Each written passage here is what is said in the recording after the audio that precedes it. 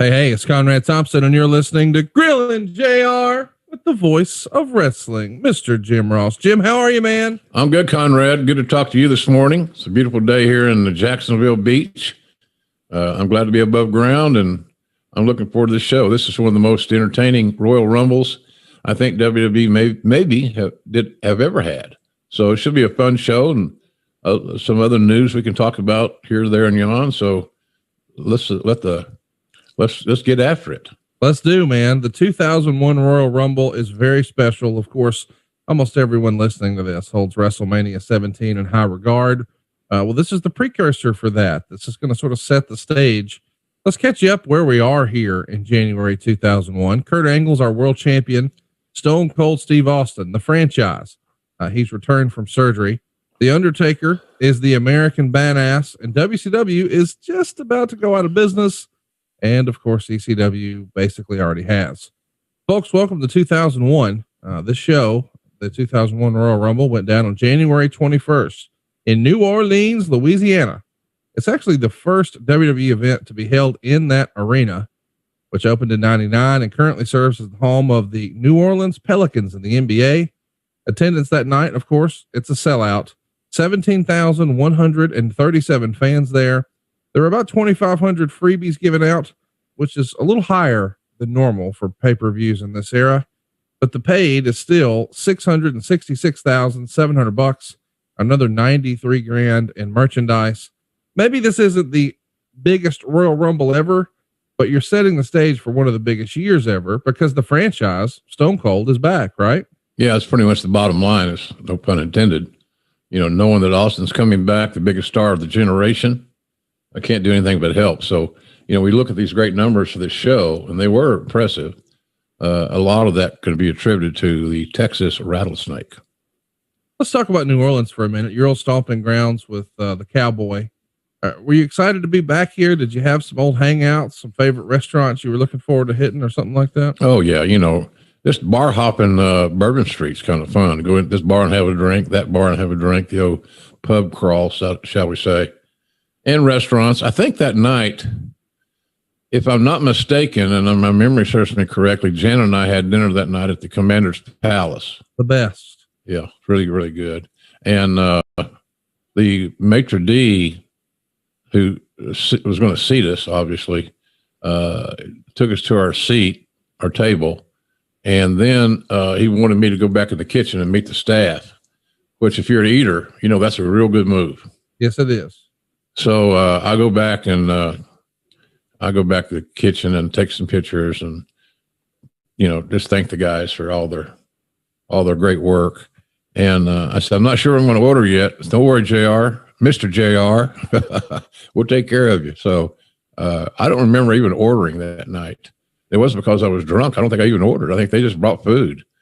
And but Jan loved that experience because it's special, and they were really nice to she and I. And we had, like you said, if you're in New Orleans, kids, and you can afford it and have the wherewithal, you owe your significant other or your buddies or somebody, you want a special meal, you can't go wrong with Commander's Palace. You can't. The only place I ate down there that I liked as much was a little hole in the wall called Dookie Chase's. And Mr. and Mrs. Chase ran the restaurant there in downtown. And that's where Cowboy and I took Muhammad Ali for three dinners. And I can't remember what I had. Conrad, you know, you'd love this. I had a dish that she made. It was fried potatoes and grilled shrimp cooked together, or fried shrimp cooked together. It was amazing.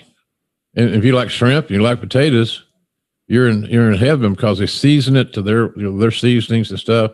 Right. It's just so unique, because that Mrs. Chase came out and saw Muhammad Ali there. You thought she saw the Savior, and Cowboy, me, and Muhammad, and she just took the menus off the table. We didn't even look at them. Another one of those situations where the head person wants to treat you with what they believe is their best. Right. So they just started bringing food. And if you didn't like the one dish they brought out, don't worry, because another one's coming in a matter of seconds. So it was one of the more enjoyable, fun things I've done. And it was really amazing. You found out that Muhammad Ali was a big foodie. He loved the soul food. and so did Cowboy and I. You know, soul food is an interesting thing. It really is just Southern cooking, don't you think? Am I right or wrong on that deal? No, you're not wrong. It's Old South, baby. Yeah, so it's good, but I like being in New Orleans. That Smoothie King joint was brand new. You know, it's funny that WWE had a really unique thing about following these new buildings opening up, becoming a first. You know, I think we're same thing with that United Center in Chicago. We're the first event in there at the time. So it's kind of neat how they followed that trail. And it just brings us back to the fact of how great wrestling was when you could go to an arena that was full or pretty damn full of fans, live fans sitting there enjoying the spectacle, and how much more it contributed to the overall presentation of a wrestling TV show. We missed that. You know, I know the show we had in Jacksonville way back in December 30th, I think it was we had about 1,000 people there. And of course, you see online, somebody's always got something negative to say, man. And like, well, I only saw 24 people in a crowd. How can they say there's 1,000 people there? Right. Well, because we sold 1,000 tickets and they pretty much all showed up. That's why. You know, it's not like it's a conspiracy, some deal. It's just amazing sometimes how the social media has slanted Conrad to negativity. And even as much as I love being on social media, Twitter at JRSBBQ and all that good stuff, Facebook, Instagram, sometimes it's challenging. It's really challenging because some people just believe they got to be controversial and get attention. It's sad.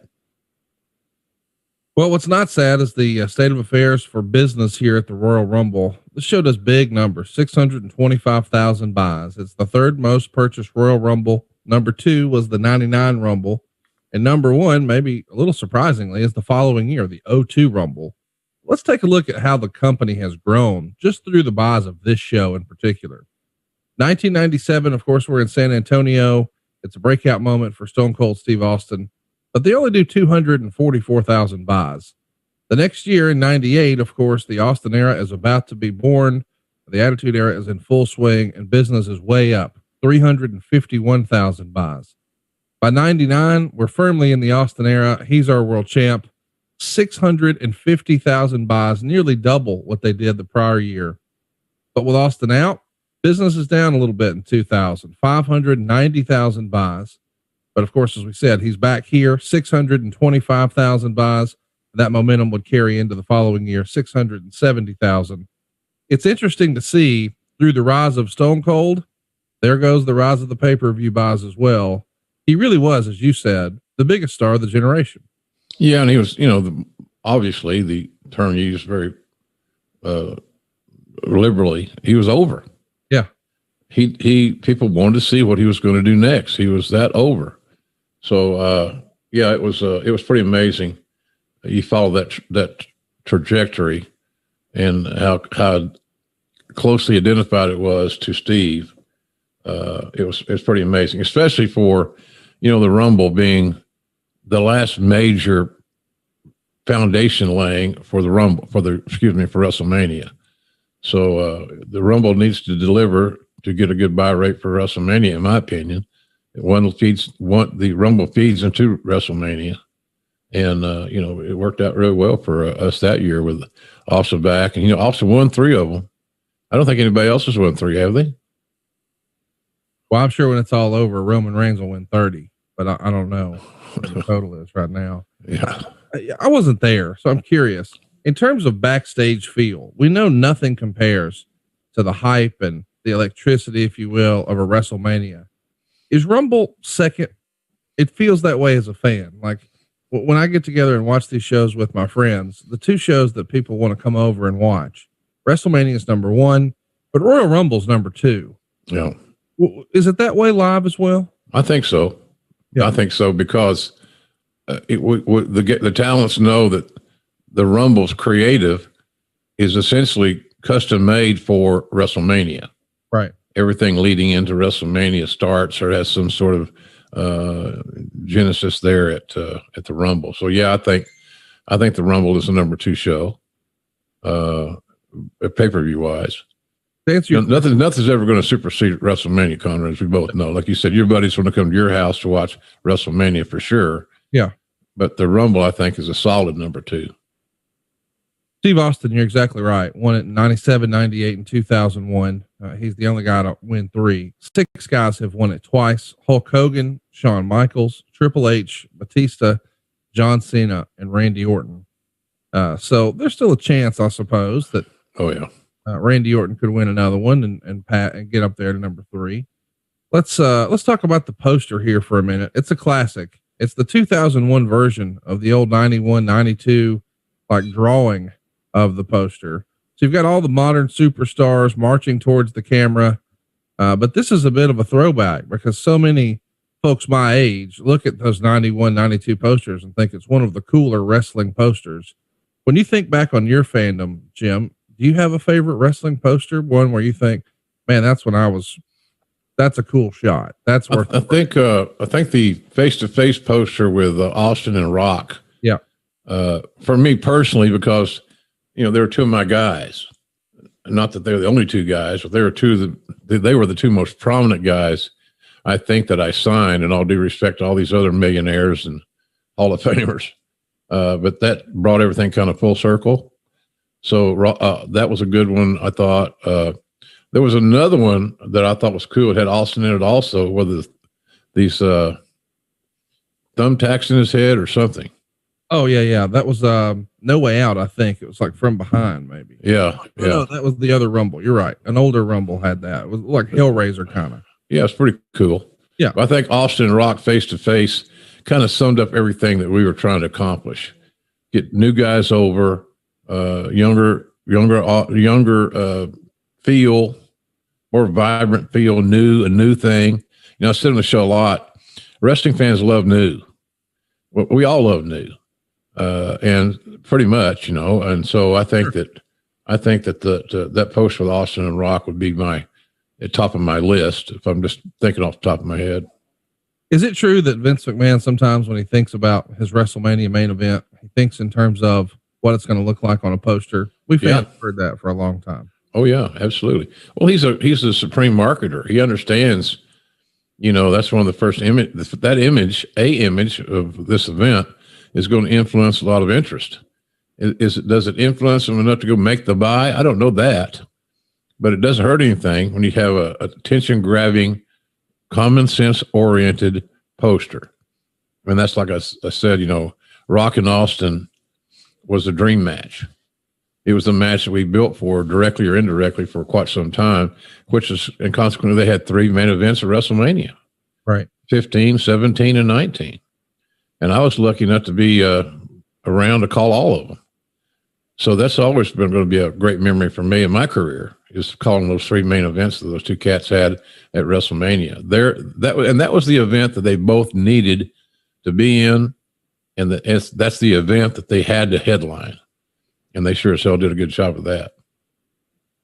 Well, this is one of the better shows that you could see. Meltzer even wrote, one of the best pay-per-views in the history of the WWF. So if you're looking for a Rumble to watch to get yourself in the mood, consider this one. Let's talk about some news and notes as we head into this show. According to an item in this week's Ross report, it appears that Shawn Michaels will wrestle at least one more match in the WWF and return as a regular television character. There's basically nothing new to the story that hasn't already been reported, other than Vince made the final decision to use Michaels. Michaels, whose contract expires this summer, was wanting to be used both because he's a performer and he's been on the sidelines, and physically, no doubt, is feeling better than he has been out of the ring for 2 years at this point, and he's allowed his knee injuries to heal up. In fact, he did one match last year for his own TWA promotion in San Antonio. There were obvious issues of using him in the WWF, which were basically the reasons he'd been off TV for so long. Michaels, who turns 36 this summer, is claiming to have grown up, and at that age probably also realizes he does have a chance to come back, but this is it. According to the report, Michaels will be returning as a regular television character and wrestle at least one match. No decisions about anything else will be made until they see how his back holds up after the match, and to see if his attitude is what he says it is. His doctor after surgery strongly advised him against ever wrestling again, which is different from Steve Austin's doctor, who was cautious but throughout the ordeal was very positive about Austin returning. As it turned out, most are impressed with how well Austin has come back. Originally, the feeling was that Austin would work pay-per-views and only major shows when he came back, and the feeling was he'd probably only be able to work a few months, building a big farewell at WrestleMania. As it turned out, he's working a full-time schedule, and while saying he's better than ever wouldn't be accurate, he's had very good matches, and there's no indication his career is in jeopardy anytime soon. So let's take a time out here. We're talking about this Shawn Michaels return like it's imminent, but it doesn't actually happen until the following year. What do you remember about 2001 here, and Vince saying we want to bring him back, and Shawn saying I want to come back, but for whatever reason, it doesn't happen for a whole nother year? Well, as we've talked about here, I've made several trips to San Antonio to talk to Shawn and his then manager and lawyer, Skip. God damn, I can't remember Skip's last name. What a nice man, though. He's a really good guy. So, my pitch to Shawn was always that you can't allow your legacy to end this way. Right. You have put a bad taste in people's mouth, whether inadvertently or premeditatedly. I don't know. And I don't really care. But right now, the perception of you is not so positive. And for a guy that's considered to be, along with Ric Flair, the two greatest in-ring performers of all time, that's just not right. Right. It's not right for you. It's not right for your fans. It's not right for anything. So I said, so the bottom line is for me is that I just want to get you back in the fold. I said, you can be, if you maintain the attitude that I'm saying now, you could be a great help to, much like he's doing now at NXT. You could be an influence. He's an influencer, Conrad. I mean, he's a boyhood hero for all these kids. Right. Shawn Michaels is helping me with my match, blah, blah, blah. I said, you could be a big, big benefit without ever taking a bump. But you could tell by the twinkle in his eye, he loved that challenge, so to speak. He wanted to give back, and he wanted to change his image and the perception that he had acquired. But there's no doubt that he wanted to be back in the ring. He had the ego, which is great. Ego's not a bad thing. He had the confidence and the ego that he wanted to go back and prove that I can still do this. And I said this when he came back a year later. He didn't miss a step. Right. He was the best guy we had on the roster as far as working bell to bell as anybody. He was as good as anybody we had after being dormant for all those months and years. So it took a while to get to pass that the physical obstacles, the medical issues, the psychological issues, and all those things. But I knew, and Vince and I talked about this. We just got to remain diligent, right, and give him time and have the patience for this to become his idea. I'm ready, and of course we saw how that worked out when he came back. He's the only guy that made brown tights famous. Right, that ugly brown outfit and that Dutch boy haircut, but he was as good as I ever. Night one, right back where he was. Right. So it speaks to how great he is and he was. But that year, the year between years, the next year, that year waiting was I don't want to say dicey. It was just. We were all getting impatient because we needed him back. We wanted to see him back, and him on the card made every card better. All right, guys, let's be real. Owning a handgun for self-defense comes with serious responsibility. You need it secure, but you also need it accessible when it matters most. And too often that means choosing between locking it away or leaving it out, which means it's vulnerable to kids, guests, or even intruders. And that's the problem that Stopbox USA set out to solve. And I think they nailed it with the Stopbox Pro. It's 100% mechanical. It's keyless. It's got a battery-free lockbox that gives you instant controlled access to your firearm with no electronics, no keys, and even no codes required. Just a patented 5-button locking system that responds only to your unique input. Stopbox Pro is fast, intuitive, and it's built for muscle memory. So you're not thinking, you're reacting. And when seconds matter, man, that makes all the difference in the world. And with Stopbox Pro, you don't have to trade safety for speed or peace of mind for readiness. Your firearm stays secure, but always within reach. I should also mention that all the Stopbox products are proudly made here in the USA, and the Stopbox Pro is TSA compliant. And for a limited time only, our listeners are getting a crazy deal. You can get 10% off your entire order when you use our code JR. And right now, Stopbox is also running a deal with their most popular bundle. It's called the 2-pack. That's going to save you over 30%, and it comes with free accessories and shipping. That's 10% off and a big bundle discount when you use the code JR at StopboxUSA.com. Discover a better way to balance security and readiness with Stopbox. Let's talk a little bit about where the ratings are. Of course, we know Nitro's circling the drain.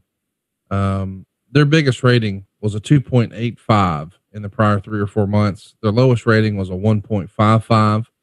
Their biggest draw, according to Meltzer, when you break down who was in the main events, was Booker T, 2.23, Scott Steiner, 2.09, and then Jeff Jarrett, Mike Awesome, Sting, and Kevin Nash with a 1.86.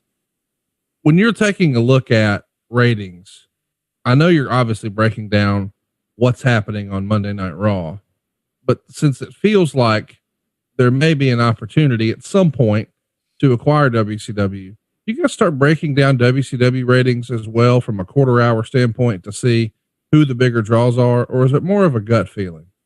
I think that some in the company did that. I know a lot of the guys on the creative team, the writers, were probably more diligent in that than I. I didn't do any research on it. I didn't have time. Right. It just feels like I didn't have time. I'm doing payroll. Right.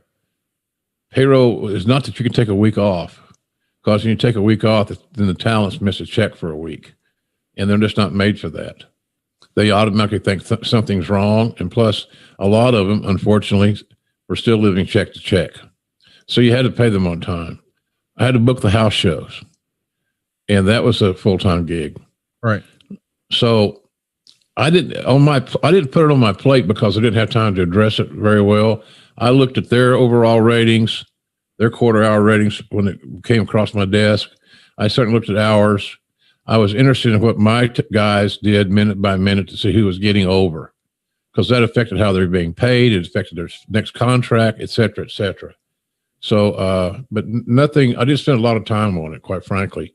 I just didn't have time to do it, because you do the show on Monday night, and Tuesday afternoon you get the ratings, and then it was time to, in 5 days, to do another show. Right. So, it's just wasn't something I could focus on with my workload. But, there were some in the company that lived and breathed that information. So nothing slipped by, quite frankly. It's just I didn't spend a lot of time. I didn't invest a lot of time in it personally. Well, let's talk about some of the big successes Raw has had in the prior few months. The biggest rating was a 6.63, and it happened for a 3-way dance on October 23rd, Rock versus Angle versus Hunter. The lowest rating was the following week, Rock versus Jericho. It got a 5.05. And I'm sure a lot of people were pointing fingers unfairly, perhaps, at Jericho. His booking wasn't exactly the best in this era. Let's take a little bit of a look at who the big draws are on Raw, according to those quarter hour ratings. And this sort of shocked me. This is all directly from the Observer. The top draw in the company, Triple H, 6.36 was his average rating. Kurt Angle was a 5.74. The Rock is a 5.63. Austin's a 5.53. Vince McMahon's a 5.5. I'm sorry, Benoit is, and McMahon right below him at 5.37. Boy, these are monster ratings in any era, but hearing these average ratings just based on the superstars in the context of 2021, it really blows my mind a little. Yeah, well, it just proves the old adage that you got a red hot heel. Right. He's the linchpin. People that will pay money to see a heel get his ass whipped, that heel is magic. A heel is money.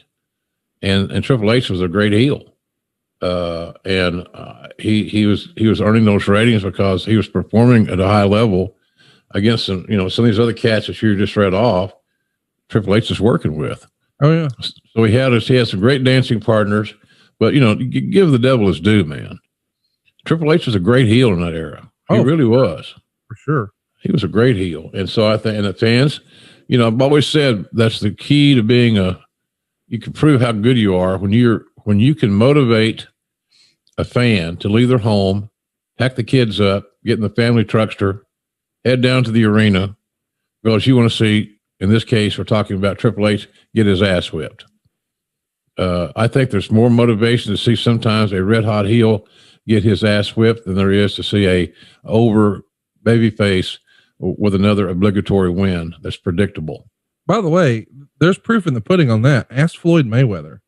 Floyd Mayweather behind the scenes is a nice guy who does a lot of charitable acts and helps a lot of people, but you don't ever hear about it because it would kill his character in boxing that's made him damn near a billionaire. I mean, the guy has drawn more money in boxing than anybody, and it's following the old pro wrestling model of, hey, people are going to pay to see me get my ass whipped. That's right.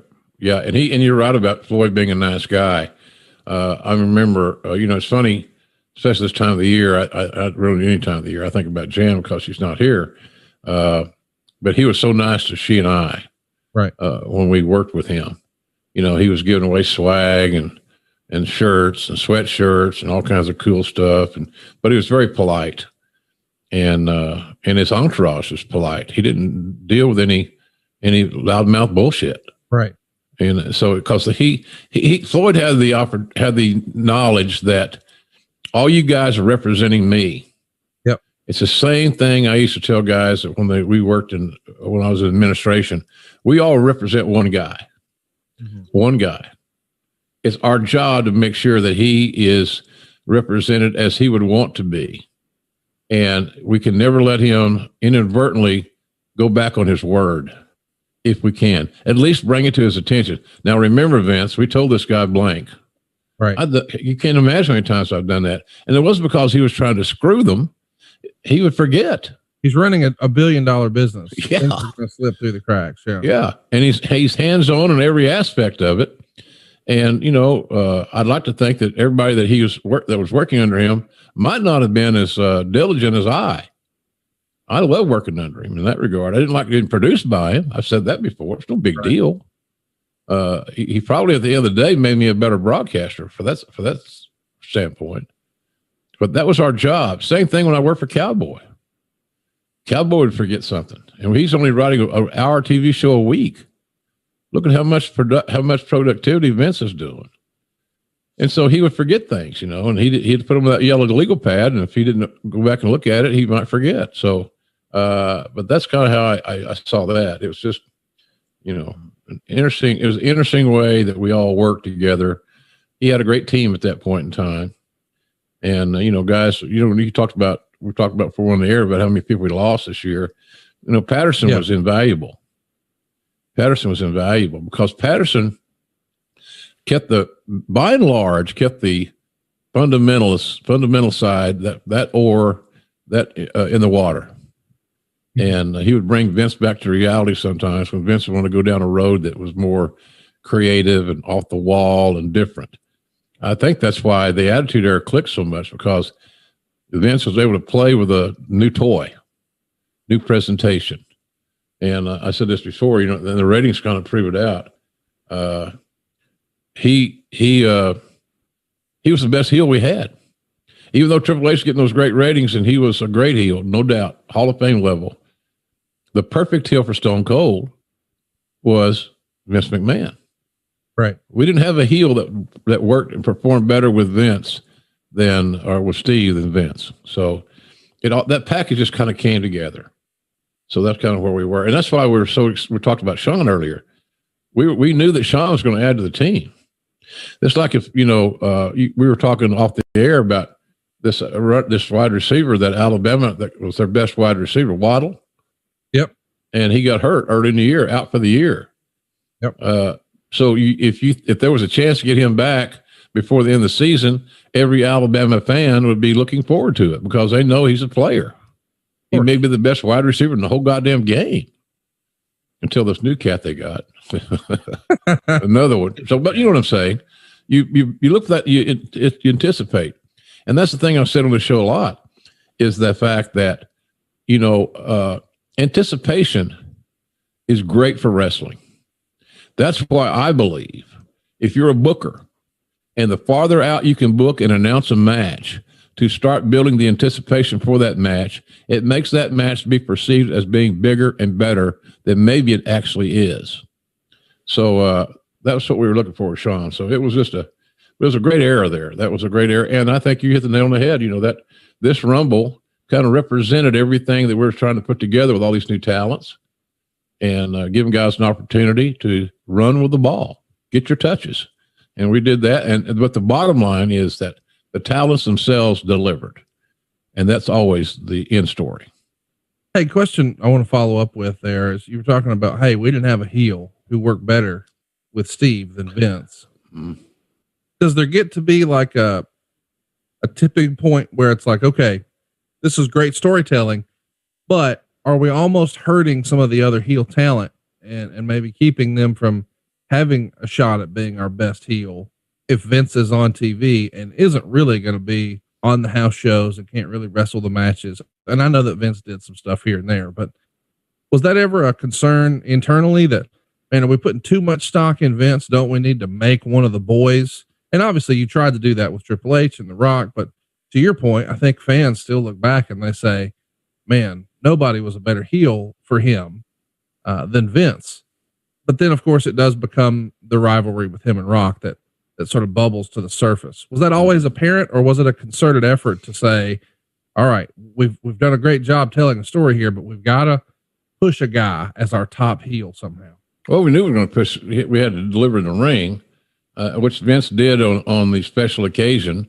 I thought much more. I was leery of those matches when we first were talking about having them, because Vince had no extensive training, right, in that regard. But what we have to remember is that, Vince was a great mouthpiece. Vince did great promos. Vince had a unique perspective because he was the owner of the company, and that made that heel character different than anything else we had.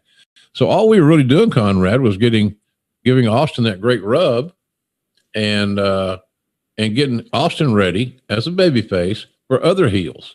Right. So that when Triple H finally got his shot at Austin was quite hot.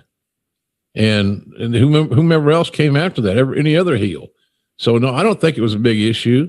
I just think that once we saw how hot it was, look, the quarter-hour ratings dictated a lot of things in that era. When we started getting quarter-hour ratings and minute by minutes, all those things are huge in the booking because it was legitimate data, right? That you could hang your hat on. So, but I don't think so. I can see your point, and it's a good point. But I think all we were doing was heating Austin up, because remember when Austin and McMahon had their issues and they would Austin move on to the next deal, oftentimes Vince was still involved.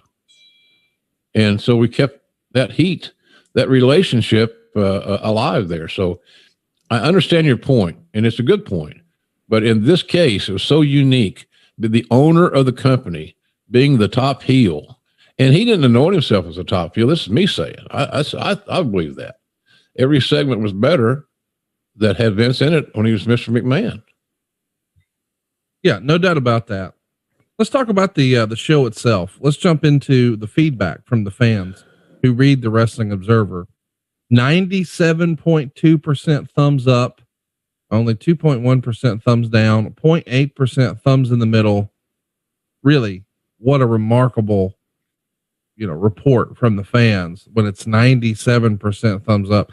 97% of us can't agree on what to do for breakfast. So there's, right. I mean, my goodness. I don't want those goddamn scrambled eggs again, Conrad. You son of a bitch. Fucking scrambled eggs. Is that all you're thinking about? Scrambled eggs? The best match poll, it's nearly as unanimous. It's Benoit and Jericho, 348 votes there. Angle and Triple H got 29 votes. The Rumble only got 13 votes for best match. Worst match, it's almost as unanimous. Ivory and Chyna get 312. There's one match on Sunday Night Heat. It's Lowdown taking on Kaientai. It's a very quick match, under 2 minutes, a minute 57. Lowdown gets the win with a double team power bomb on Chaz. Double team power bomb with Chaz pinning Funaki. And it's announced that the winning team will have one member get a chance to enter the Rumble. But later in the show, McMahon gives that slot to Drew Carey, which is what it is. First TMZ moment. Drew Carey's in the Hall of Fame and Eric Bischoff is not. That's a story for another day. Tell me about Lowdown.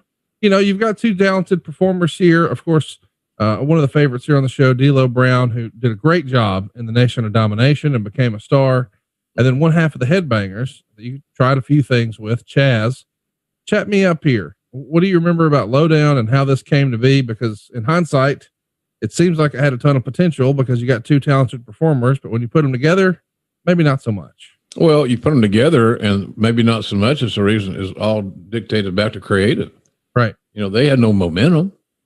You know, you can't, that's what I said this, I got a lot of feedback from the website, wrestling websites who'd like to use this program with you and I as clickbait.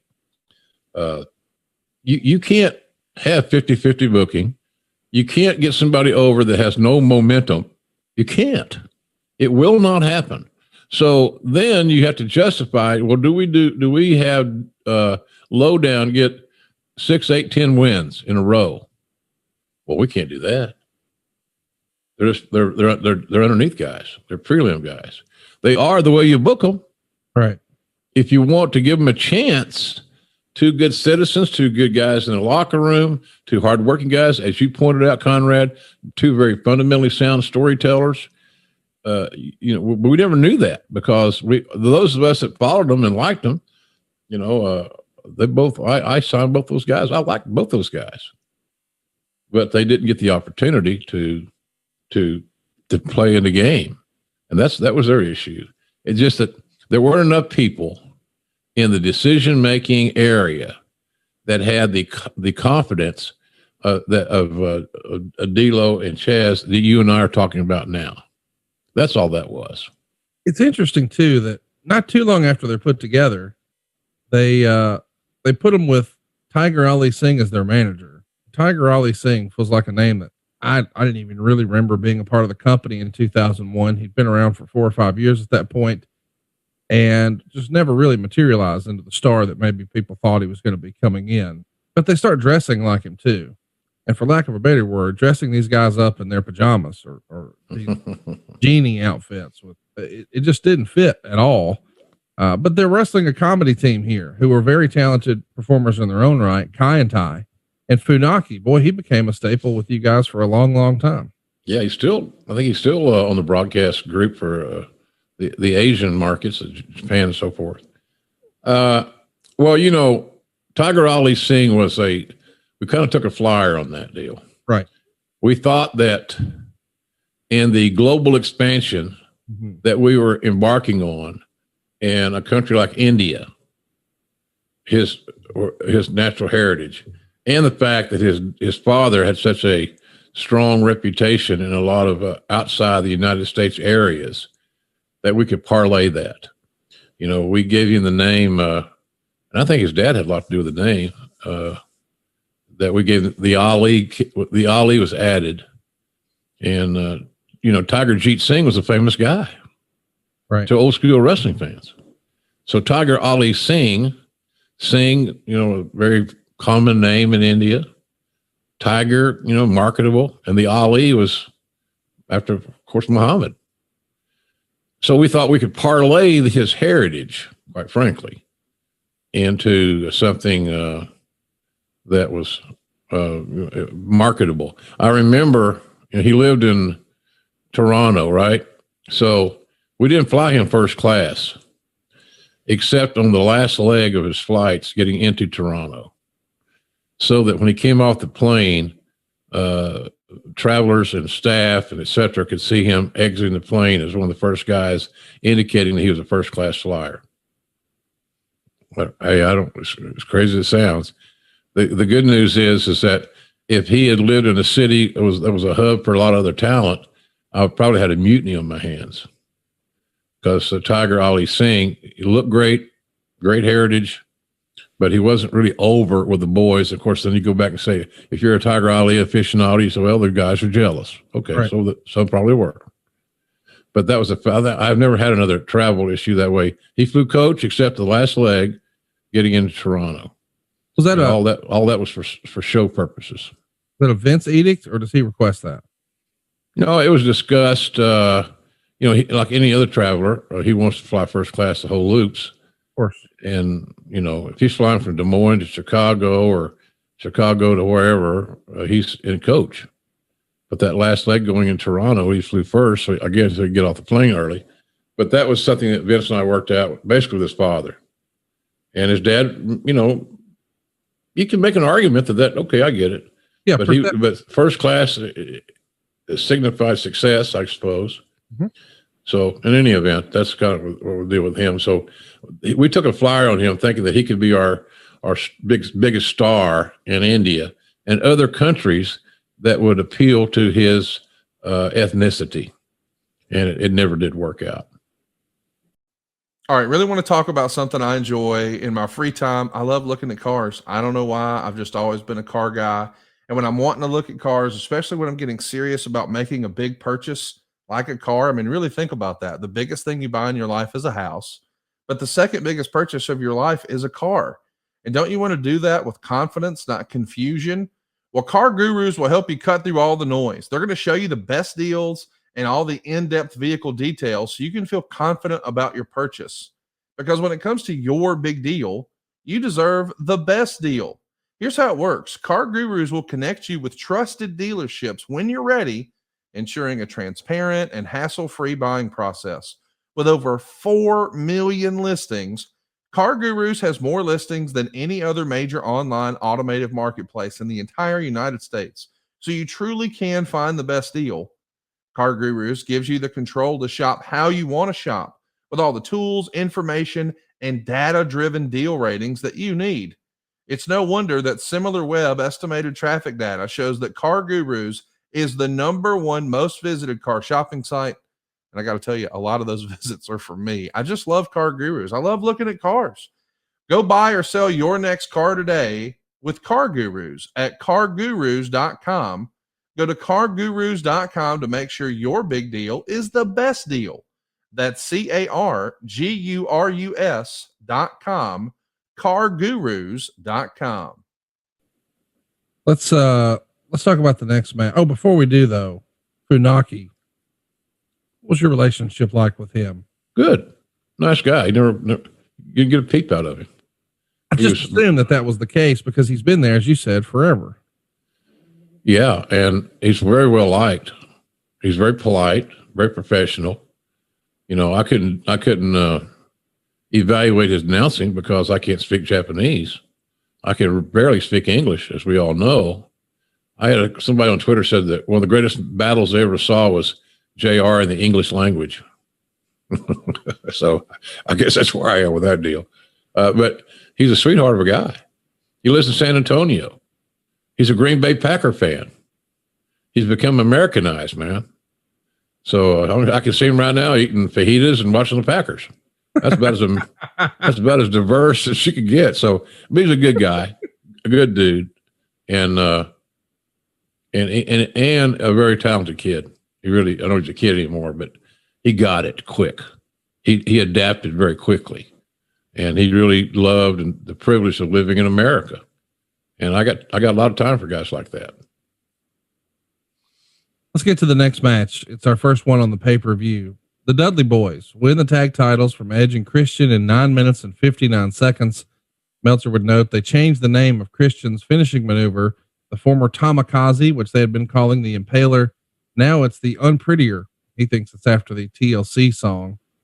This is a pretty good match, 2.25 stars. Of course, finally they hit the 3D and Bubba pins Edge to take the titles.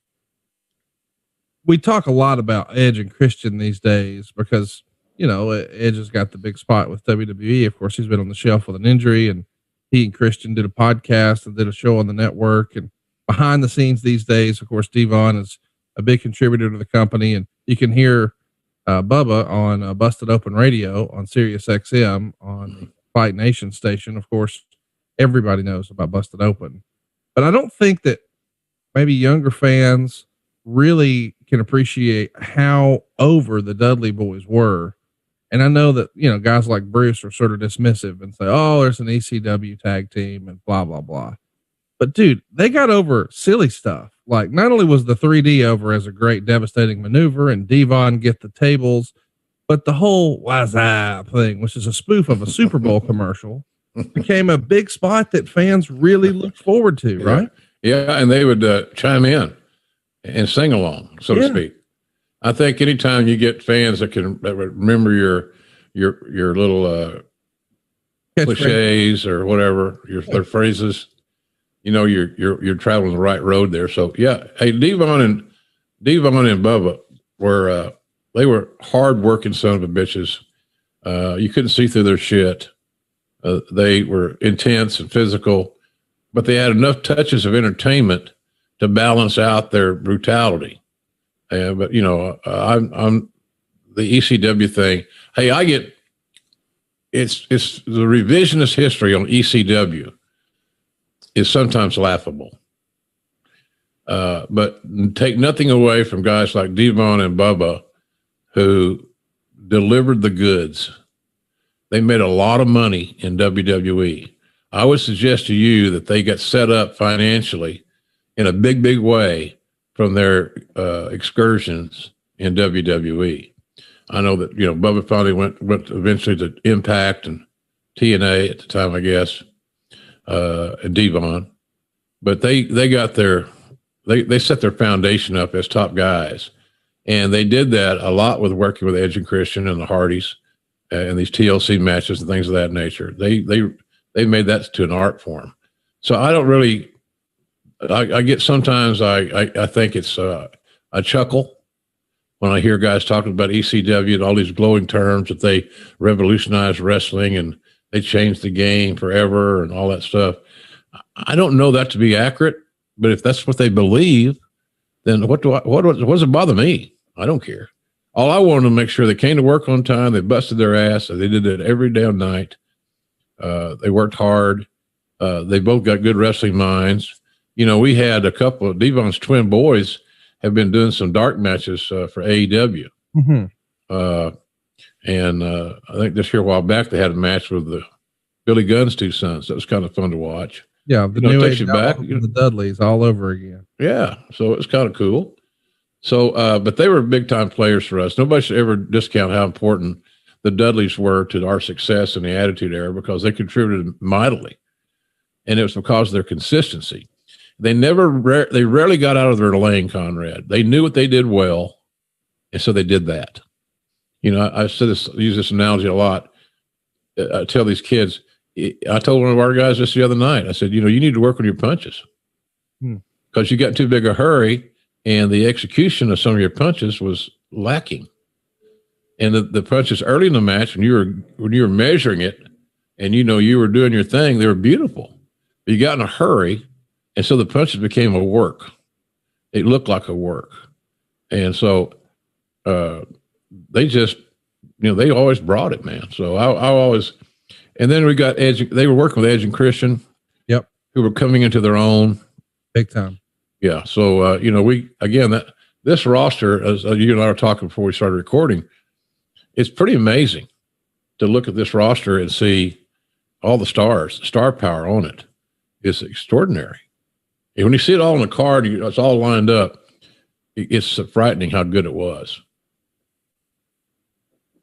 Meltzer would say the first segment with Drew Carey, where the storyline was that since Carey was doing a pay-per-view, he wanted to meet Vince for tips on how to do a pay-per-view, and ended up in Trish's dressing room where Vince talked about him entering the Rumble. At first, they tried to push that Carey was a big wrestling fan, but they had to change the idea since he was naive to what the Rumble was and thought wrestling was all in fun and nobody got hurt. What are your memories of Drew Carey that night and his involvement with the company? He probably had his less impact from a guest star as anybody I can recall off the top of my head. He was hot on television. I don't know if that's when he was doing The Price is Right or not. I don't remember, but he was getting a lot of media stretch. And the reason Drew Carey was on this card was to get outside pro wrestling media exposure, i.e. the TMZs of the world, et cetera, et cetera. So, but he wasn't a fan. And so maybe he was just the biggest star that was available. I don't know. I wasn't in that area. Never got involved in it. But he was, Nice guy. But I don't think he really knew why he was there other than to payday and promote whatever he was promoting. And I don't remember what he was even promoting at that point in time. He didn't have a big impact, Conrad, on what we were doing. But to say he was aloof or didn't want to participate would be erroneous. Nice guy. Just so you know, it's pre-Price is Right. He does have the Drew Carey show, and he had just started Whose Line Is It Anyway, which was doing really well. So he's had some TV success, but that doesn't necessarily mean that any wrestling fan gives a shit. Right. Our next match, though, you are going to give a shit about, especially if you're a wrestling fan. It's two WCW stars. Their feud actually started back at WrestleMania 2000 when Benoit and Jericho challenged Kurt Angle for both his Intercontinental title and the European Championship. It was a two-fall triple threat match. During the match, both men pinned each other, so Kurt Angle managed to lose both belts without being pinned. Since that event, Benoit would hold 3 pay-per-view victories over Jericho, SummerSlam being the standout, I guess. It was a 2 out of 3 falls match. On the January 4th episode of SmackDown, Benoit would defend his title against Jericho in a regular match. And of course, during the match, Saturn and Malenko, who were Benoit's partners in the Radicals, would interfere and attack Jericho, which caused him to win the match by DQ, but not the championship. On the January 8th episode of Raw, Jericho's going to team with the Hardy Boys against the Radicals in a 6-man tag. And here we would see Jericho pick up a victory over Benoit. And as we march towards WrestleMania, or Royal Rumble rather, on the January 11th episode of SmackDown, Jericho demands a title match here at the Rumble. And Benoit says he'll give him any type of match he wants. And Jericho chooses a ladder match. So here we have a ladder match now with Jericho and Benoit. It's the match of the night, according to the readers of the Observer. Dave loved it too. He gave it 4 3/4 stars. They get plenty of time, 18 minutes and 44 seconds. Meltzer would point out they started with a lot of great mat wrestling before any ladder involvement. But once they got going, man, they did some really innovative stuff. There's like a tarantula-like move on top of the ladder. It was really just incredible. I know a lot of our listeners have a hard time going back and watching Benoit matches, but this is about as good of a ladder match as you can put together. Wouldn't you agree? Yeah, it was fun to call, fun to watch. 2 great performers that took a lot of pride in what they did in the ring, what they do for a living. Both deserve the opportunity. 2 sub-6 footers of Canadian descent that got to come, they got to get to go to the big dances. And I was very proud of both those guys. And like I said, we've told this before that, they neither were easy hires because of their height, perceived deficiency of not being, tall enough. People wouldn't believe and all that stuff, but their work was extraordinary. I was proud of both those guys. It was the best match of the card, without a doubt. So again, if you're comfortable watching Benoit matches, and I get it if you're not, this is one to go out of your way to see. One of the better ladder matches, almost a forgotten ladder match because of everything that happened with Benoit. But my goodness, they're pulling out all the stops here, big chair shots, crazy innovative ladder spots. And ultimately, when Benoit's climbing, Jericho shoves the ladder, Benoit goes over the top, and that gives time to let Jericho run up and grab the title belt. Jericho's your winner and your new Intercontinental Championship holder. Next up, Ivory and Chyna for the women's title. This was the worst match on the card, according to the readers. The readers were right on this one. 3 minutes, 32 seconds. Not very good. And there's a bad spot here. Meltzer's very critical of. Chyna basically mopped the floor with Ivory and Steven Richards and set up the handspring elbow spot, which she mistimed. She then collapsed, and they sold it as if it was a paralysis angle, noting that her arm never moved, and Ivory quickly pinned her. It got really tasteless from here because in order to sell it as legit, Jim Ross went into the same tone of voice, and Jerry Lawler hit the ring to check on her, identical to the Owen Hart death. Yeah. Far too similar for that not to be the marching orders to use what everyone knew was legit to get this angle over, because people don't believe these angles anymore. They never mentioned the famous injuries like to Darren Drozdov and Austin, and this was something like a takeoff of, but WCW never mentioned Owen Hart when they had the EMTs feverishly working on Canyon after taking the bump in the Kemper Arena. Chyna ended up being put in a cervical collar and stretchered out. The working during the match itself was a lot better than most of the WWF women's fare. Half a star. We just recently covered Chyna, but this moment in particular was not exactly a highlight. It's not her fault. I'm sure this was the creative, but when you're asked to essentially recreate what you did for Owen for a bullshit wrestling angle, that had to be pretty difficult. Hard to sell. Didn't agree with that philosophically whatsoever. You said it wasn't Chyna's fault. Part of the situation was Chyna's fault, Conrad. Okay. She didn't want to wrestle Ivory. She didn't wrestle any of her gender. And so I don't know that we got the greatest effort out of Chyna. She could call part of it in and still be better than a lot because her size or, strength, et cetera, et cetera. But she went into the match with a negative feeling that it was beneath her. Right. She had won she beat Jeff Jarrett and other guys, the Intercontinental Champion. To which I say, who everybody beat Jeff Jarrett at one point in time. Right. And I thought it shit all over the Intercontinental title. Because again, I'm not a fan of intergender wrestling. Right. People can take any way they want. That doesn't mean you don't have to like it. You can like it if you want to. You can watch every intergender match known to God. Have at it. It's just not my cup of tea. So I don't like anchovies either, by the way. So if you buy me a pizza, don't put any anchovies in it, on it. That's just a bullshit deal. But anyway, I think that her attitude going into the match was negative. The creative didn't help anything. It was all done to protect Joni. We all got to protect Joni. And Joni should have been a good enough worker to know how to lose, slipping on the proverbial banana peel or whatever it may have been, to get out of there with something more tasteful as the finish was concerned. So her motivation for not wanting to wrestle women was a negative. Her demands on finishes and what she wanted or she would or wouldn't do, and we had to protect Joni, was daunting to come up with the right creative. And whose ever idea this was, it sucked pond water. I mean, honestly, anytime you do a finish that harkens back to a tragedy, it's wrong. Same theory of using religion or politics in a wrestling show. Yeah. It's wrong. You can't gift wrap it. You can't make it look nice. It's still, when you unwrap the package, it's going to smell like shit. And that whole thing was that way. And the sad part about it was that the person we haven't even mentioned was Ivory.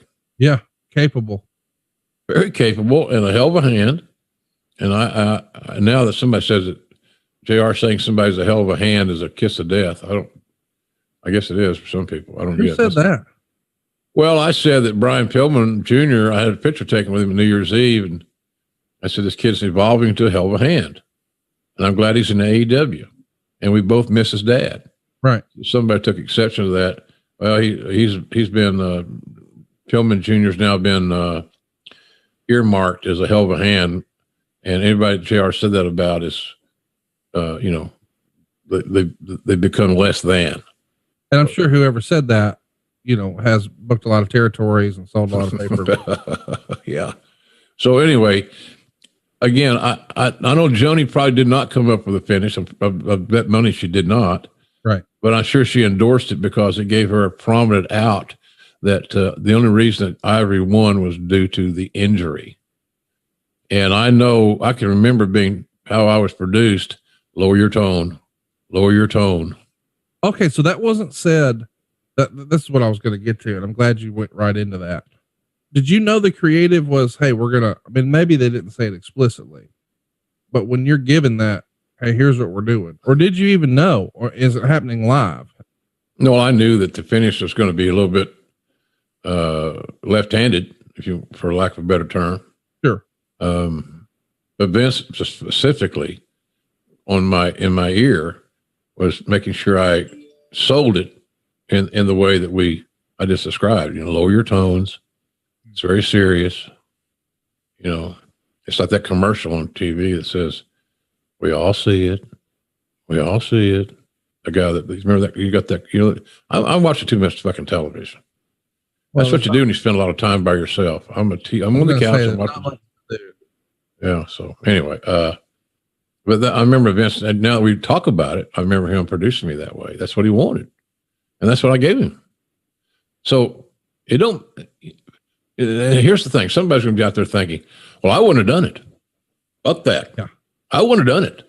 Bullshit. You mean you don't do everything your boss tells you? Or you must be out of work then, right? You're unemployed. Join the ranks. It's stupid. So anyhow, I remember that. I didn't like the finish. I didn't like the memories it conjured up again. It was no win. And why do we do it, Conrad? To protect Joni. We had to keep Joni happy. You've had a lot of personal time with Vince. Just one-on-one. After you do this, and you're doing what you're asked, when next time you have some sort of private time with Vince, do you bring this up and say, Vince, is that the right call? Well, we talked about things like that. He wanted that. I said it before, to communicate with Vince McMahon, you need to converse, not confront. I would not have those conversations. And the same thing held true when I worked for Cowboy. In private, you can say about anything you want to say, in any tone you want to say it, in any language you want to utilize. So we would reassess things all the time. That was part of our teamwork, is that we did have a lot of conferences, and talked a lot and exchanged ideas. When we were riding in a car, sometimes we'd ride together before all the limos and all that stuff came about. And he loved to drive. He loved to brag about his depth perception. We're going 80. Someday I'll tell you the story about when he got stopped by the little skinny cop in Ohio that said, I guess I'm the big boss man, because Vince was in and out of the construction cones like he was in the Joey Chitwood Thrill Show. And my ass is tighter than, not closer to 19 is to 20. And he said, don't worry, JR, I got great depth perception. As I tightened my seatbelt a little tighter. But we talked about a lot of that stuff.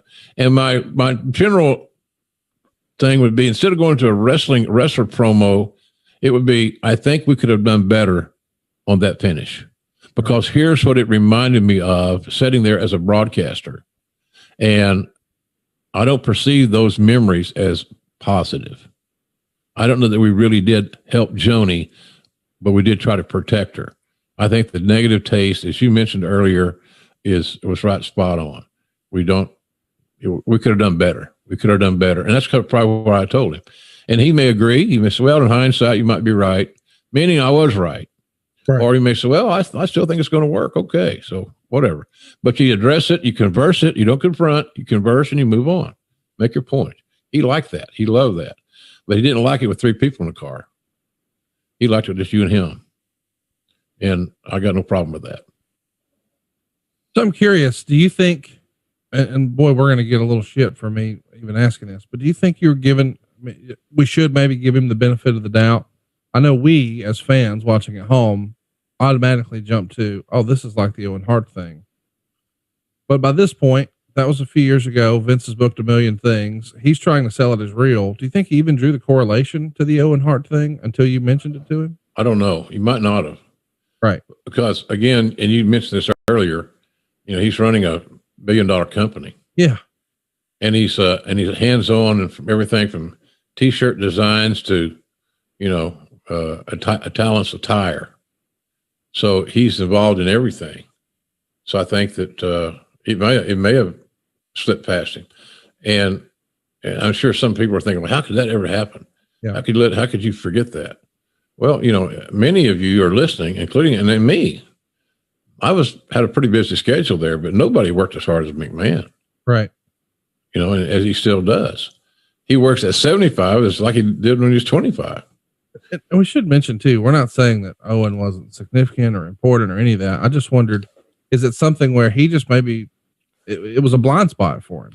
Well, I'm sorry. He may have that may have been a match in the guise of protecting Joni, where they're trying to come up with an idea that would be plausible and might be workable. And that might have been the best thing that they came up with. I don't know. But when you give all these, when you got all these, so I don't say stipulations, when all these little caveats have to be addressed of protecting somebody. You know, the old school way of looking at that was you're getting paid big money. You should know how to lose as well as you know how to win. And that's not always the case. Talents have got to become unselfish. They got to look for a way to, like I said, slip on that proverbial banana peel that leads to their loss. And then count on the announcers to make sure that we tell the story and protect them. And Lawler and I would have been happy. We did that all the time. So I don't know. Maybe it's just one of those deals where it was a match on the card. It didn't mean a lot. But I think that two things out of it. We went too far in trying to protect Joni instead of doing it within the confines of the match, holes, missed opportunities, mistakes, things of that nature. We go this other route.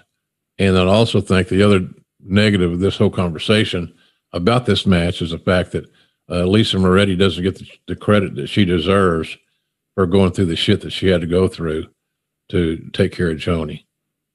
And because just here's a veteran, a skilled, talking about Lisa Ivory, and she was a big asset for us in that Attitude Era, without a doubt, because she could wrestle and she could work, and she was so unselfish, she didn't mind helping the other girls.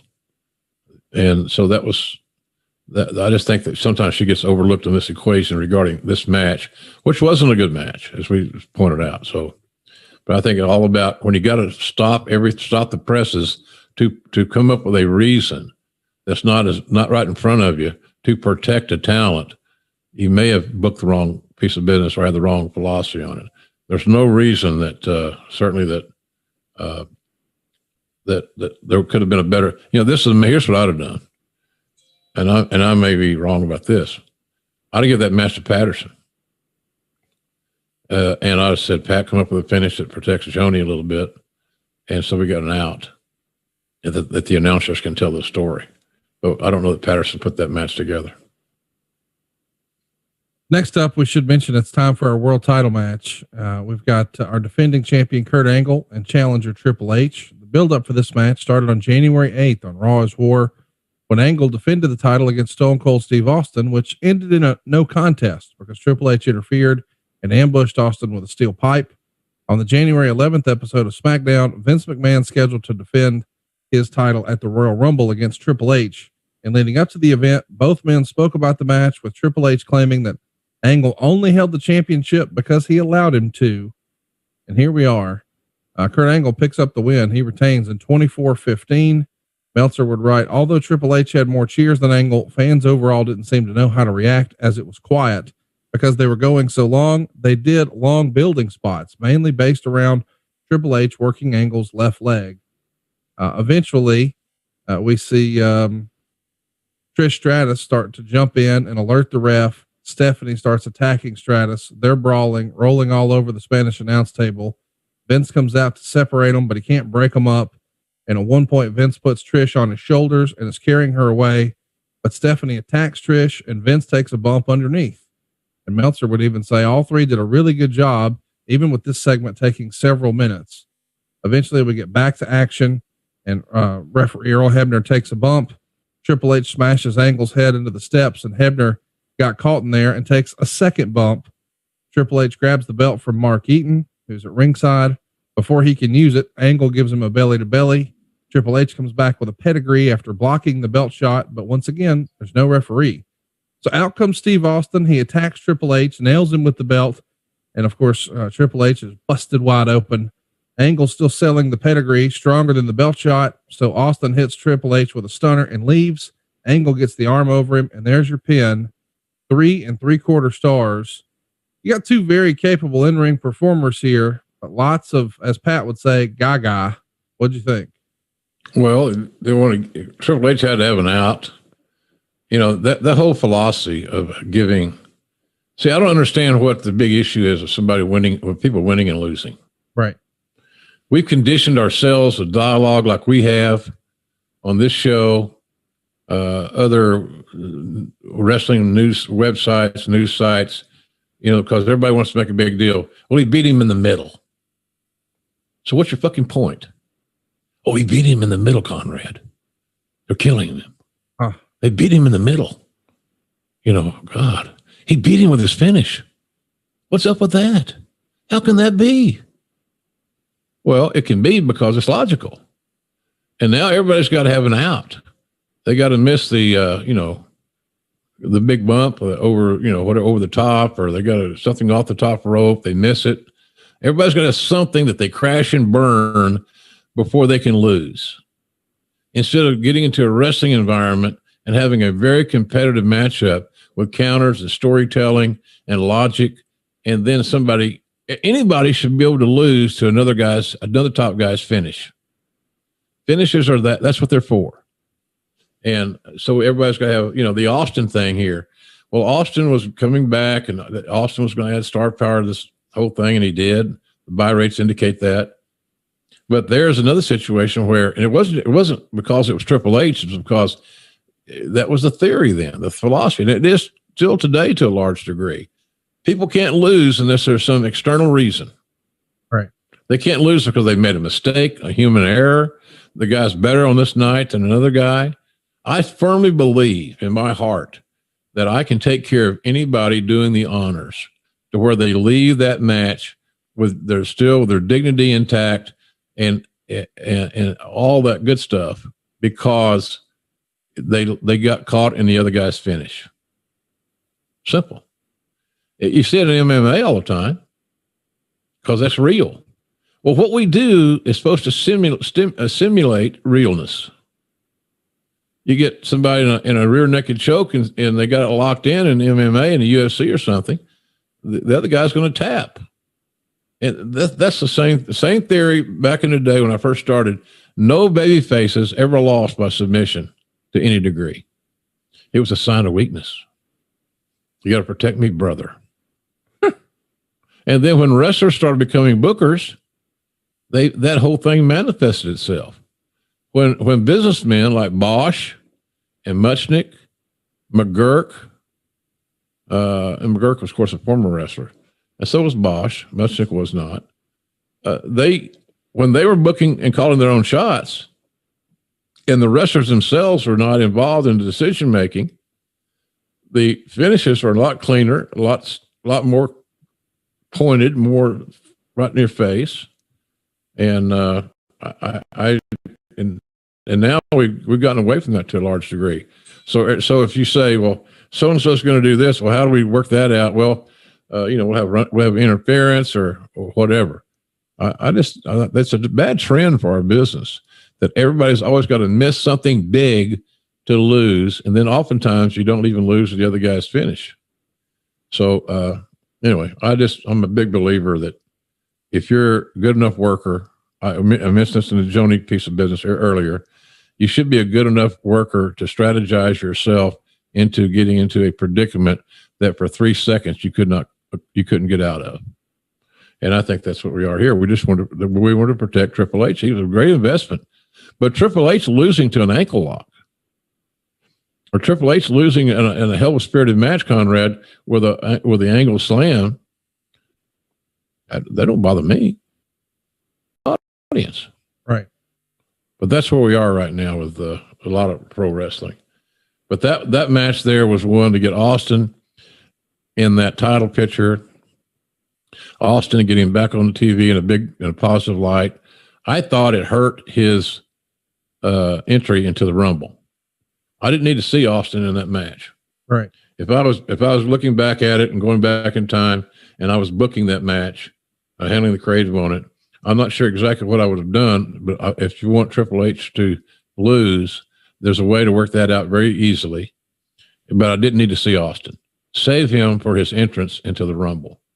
Don't spoil his pop with a cameo in the title match. We should mention Meltzer really liked this match. He says Triple H, no doubt studying old tapes, pulled out numerous methods of working the leg and old Ric Flair spots, and the two worked a very different style match for both of them and pulled it off tremendously. So he's very complimentary, but he does, sort of pick apart the creative, especially with the interference and, well, the fact that both of these guys are technically heels. And even though Angle had sort of been pushed as the face, the crowd is still cheering Triple H a little more. But he really thought that the guys inside the ring did a great job. Let's get to the Royal Rumble match. Meltzer would say this was better than most Rumbles, but nowhere close to being the best. He said it had a lot of slow moments, but early it had a very good finish. The entrances were supposed to be 2 minutes apart, but there was really no set time. The first 6 were about 1:45, and then there were 2 minutes for some, 1:45 for others, but somewhere mostly in the middle. This is something Meltzer's had a lot of fun with over the years. I think he used to call it Titan time. In the scheme of things, do you think that's that big a deal? Should we give a shit if it's 2 minutes or not? Yeah, I think so. Then if you're not, don't advertise it. Right. There you go. If it don't make a shit, then don't talk about it. But if you're going to say in your pre-event build-up that this is what's going to happen, then deliver what you promise is going to happen. So right. Yes, it's a big deal if it's promoted that way. Of course, it opens up with Jeff Hardy and Bull Buchanan. Matt Hardy's going to come in third, and they do some double team spots. It's a pretty fun little match. There is a moment where Drew Carey gets in. Kane's going to grab him for a choke slam, but Raven hits him with a kendo stick, and Carey just simply climbs over the top and leaves in 9 minutes and 7 seconds. Meltzer would say this was pretty lame because there was no payoff. Granted, it was better than WCW's usage of David Arquette and Jay Leno going over stars, but at least Pete Rose took his annual one bump. What do you think of the way they used Carey here? It was like, I don't know, a bit of a waste of time. Lukewarm. Like I said, he was a nice guy while he was there. I mean, he spoke to a lot of people, and chatted, took pictures, was a very friendly celebrity, but it just didn't connect, as I thought it should have.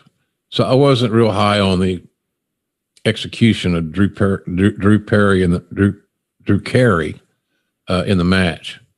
But they got him in and out. He wasn't there for how many seconds? Yeah, not long at all. He got in, he got out. So at least that was painless. But again, it's hard to pan these guys because you meet them before the show. They're hanging around the other guys and gals, smiling. And old Drew was kind of a ladies' man, so we had a lot of ladies there that were easy to look at, shall we say, to be polite. Sure. And a lot of sex appeal. So he seemed like he had fun, but he didn't. I don't know that he knew why he was there. To promote his products, to let us promote his products, but he didn't understand the very, very basics of wrestling. So, and I'm not talking about how to apply a side headlock to take somebody down. Let's talk about the intellectual concepts of heel, baby face. He's probably never seen a Royal Rumble match in his life, et cetera, et cetera. And maybe that's the fault of the company for not giving him more of a background. But in any event, I thought it was lukewarm. But the thing that made it palatable for me was not his performance in the ring, which I guess is what I should be judging, that he was a very nice guy. All right. If you know there's one thing that Ole JR likes to talk about, it's our friends at Blue Chew. You know, he's had a lot of co-eds on scholarship in recent years, and we're proud for him for that. He'd pop a Blue Chew and say, honey, just back up into it. And Blue Chew Max is here, and man, it's got JR feeling like a new man. It combines the active ingredients of Viagra and Cialis into one chewable. It's a combo that acts fast and it lasts, and it allows JR to stomp a mud hole in it and walk it dry, if you know what I'm talking about.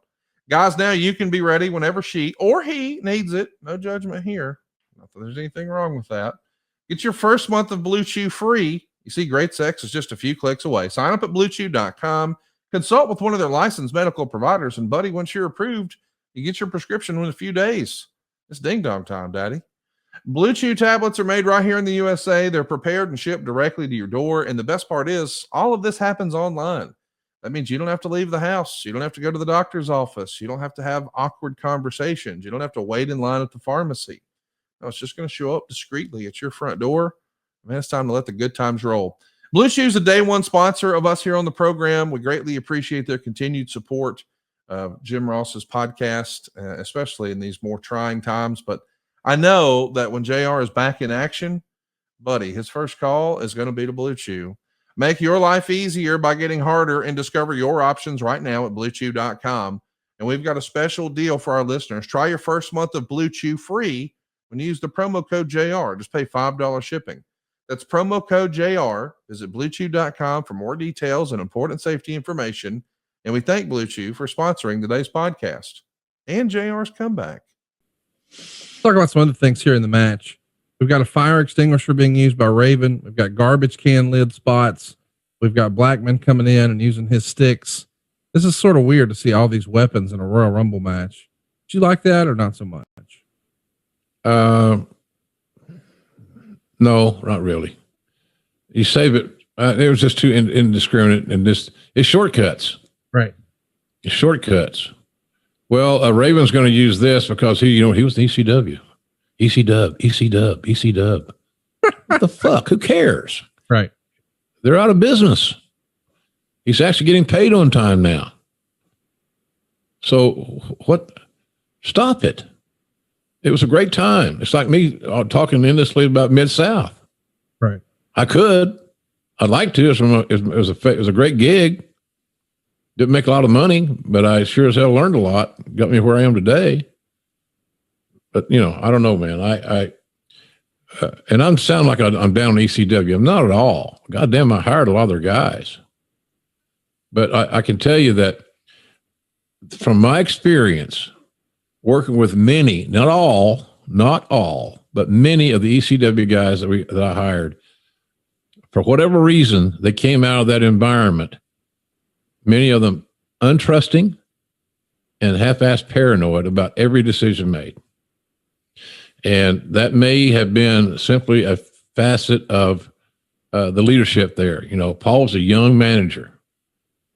Paul, he's high strung, and Paul knew what to say at the right time to get past that moment.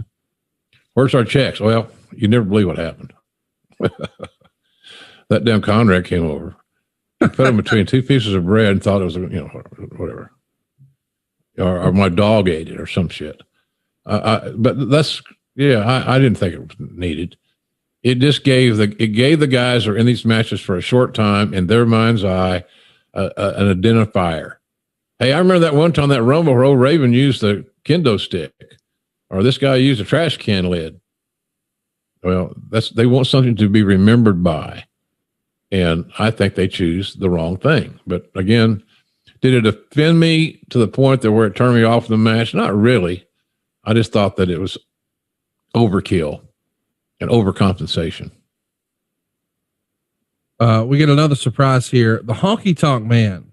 He's 47 years old. He's in the match here as a surprise. Meltzer would write, some of the fans in the first few rows popped for his great easy for me to say, his greatest IC champ of all time routine.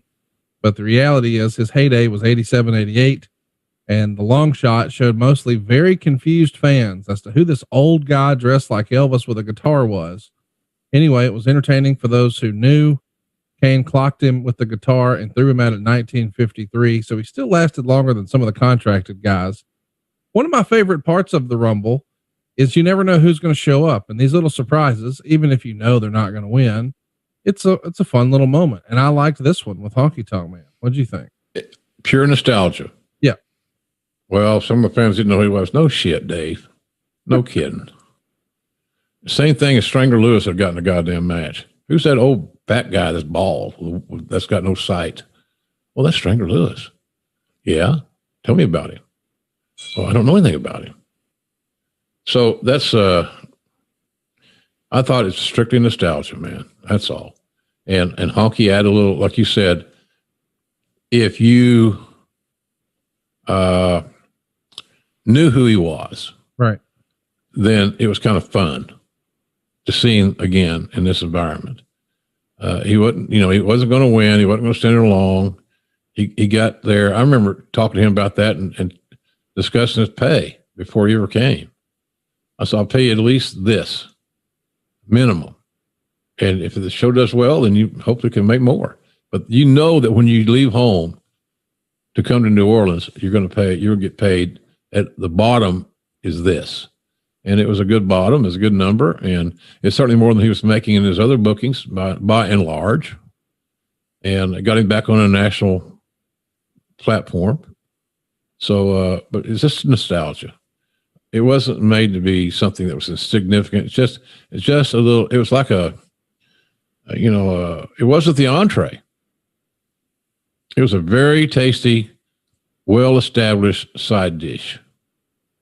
And I thought it worked out just fine. It's for what it was supposed to be. And it delivered that. We also see Big Show here. Meltzer would write, Show looked almost as heavy as in his WCW days. So WWF really has a problem right now. They made it public that they weren't going to use him until they got to 400, and he kept getting word that weight was coming off. Don't know what happened, but he showed up as big as when he left, and either they're going to look bad taking him back after he didn't get the weight off, making them look like WCW management, or he made some very bad decisions that are going to negatively affect a once promising career. This is something you've talked about a little bit on the show before, but you were certainly very transparent about it on the Ross Report back in the day. When you see him show up here and he's not exactly in fighting shape, are you disappointed? Yeah. And here's why I'm disappointed, Conrad. I thought his weight and his obesity was going to shorten his life. Right. It wasn't about, well, he can't do a Hurricane Rana. He can't do a Tope El Suicida. No shit.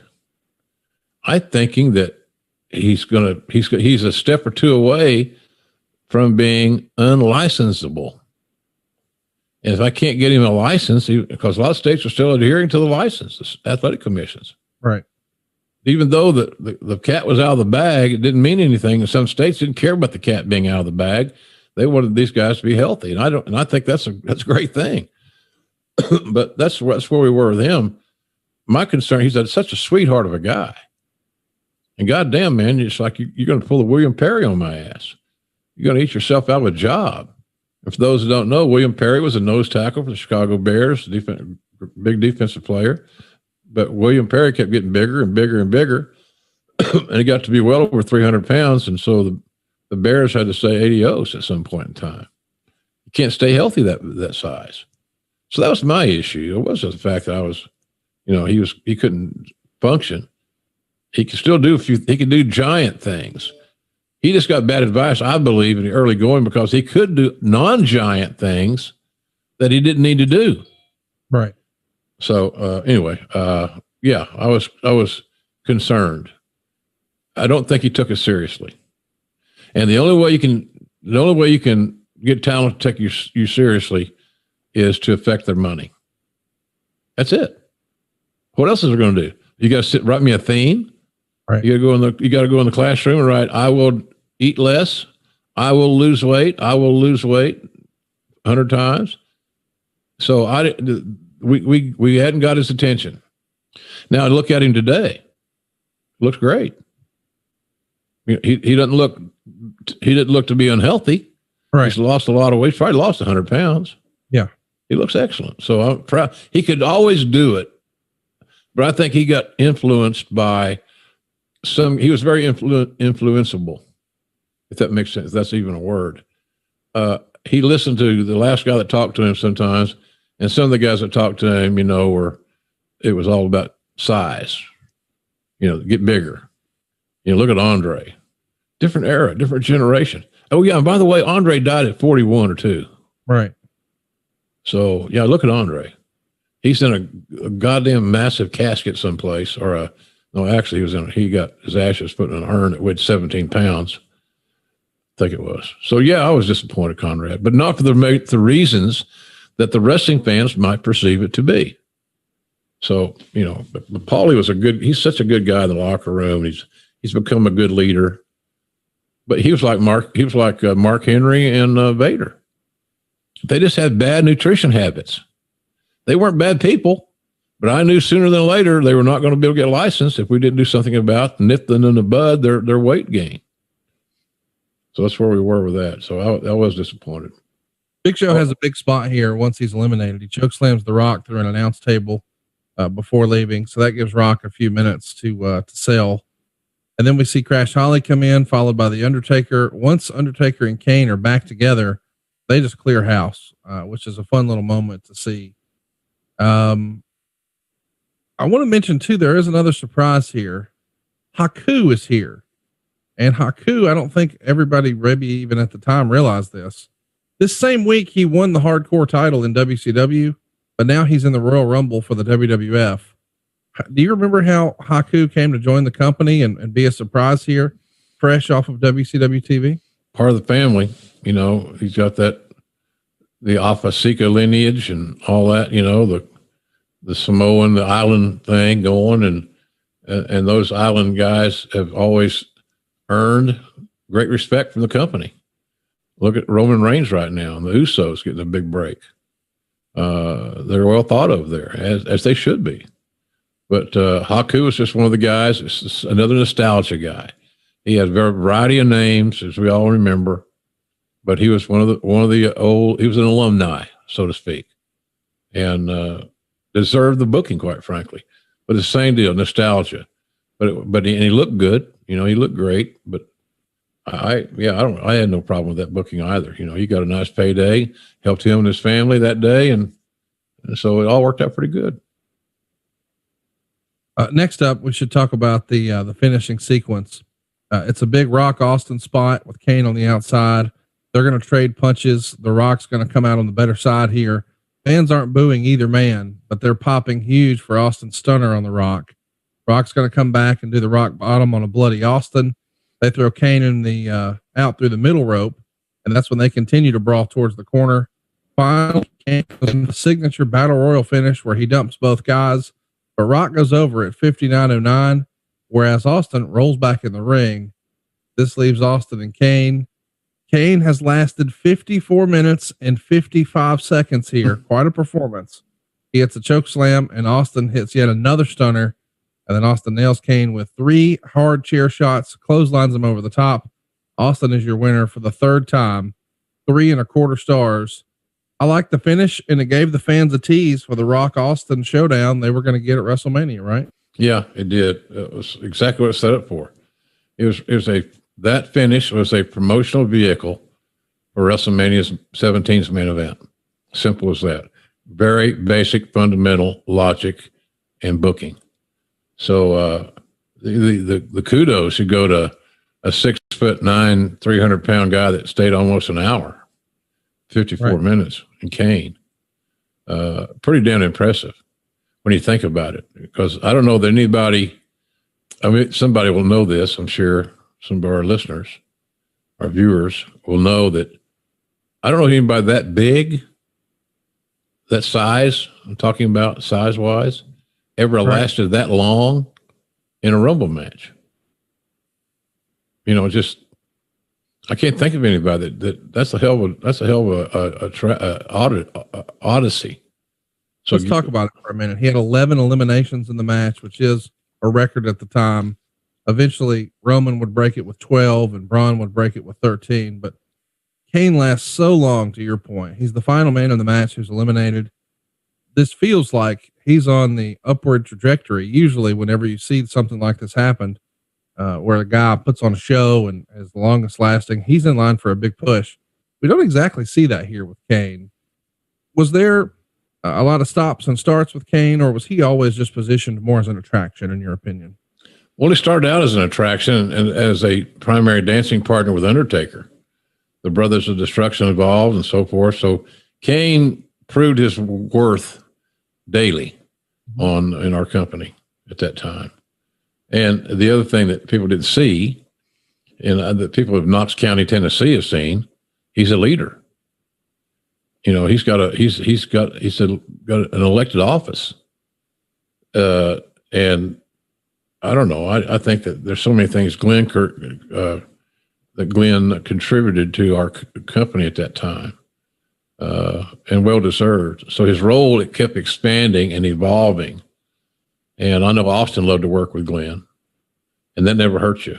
No, when Austin's the top guy, Kane beat Austin that first blood match to become the champion, and then he lost it the next night. But nonetheless, he was there in that particular arena. So I don't know, Conrad. He was just his career kept evolving, and when I think a lot of people, he opened a lot of eyes by his tenure in that Royal Rumble match, It was just kind of unheard of for a guy his size. You know what I'm saying?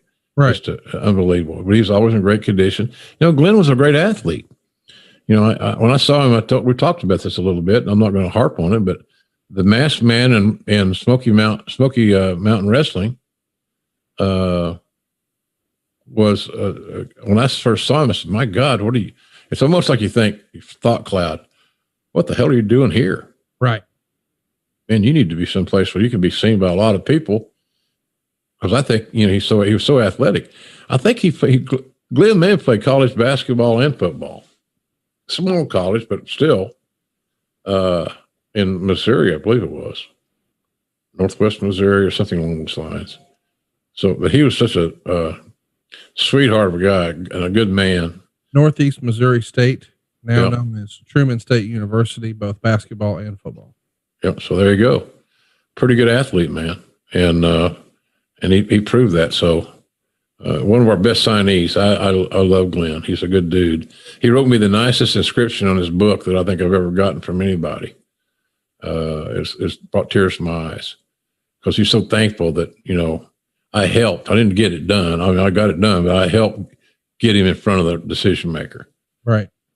And it's funny, you know, when I was describing him, because Vince had no clue who he was. I don't think Vince was, I don't go on a limb here, Conrad. Bear with me. I don't think Vince was a regular watcher of Smoky Mountain Wrestling. What? It's hard to yes, I know. Wait. Give me the benefit of the doubt. I don't think it was. So he said, well, who does he look like? Who does he remind you of? I said, he looks like Sid. He's 6'9".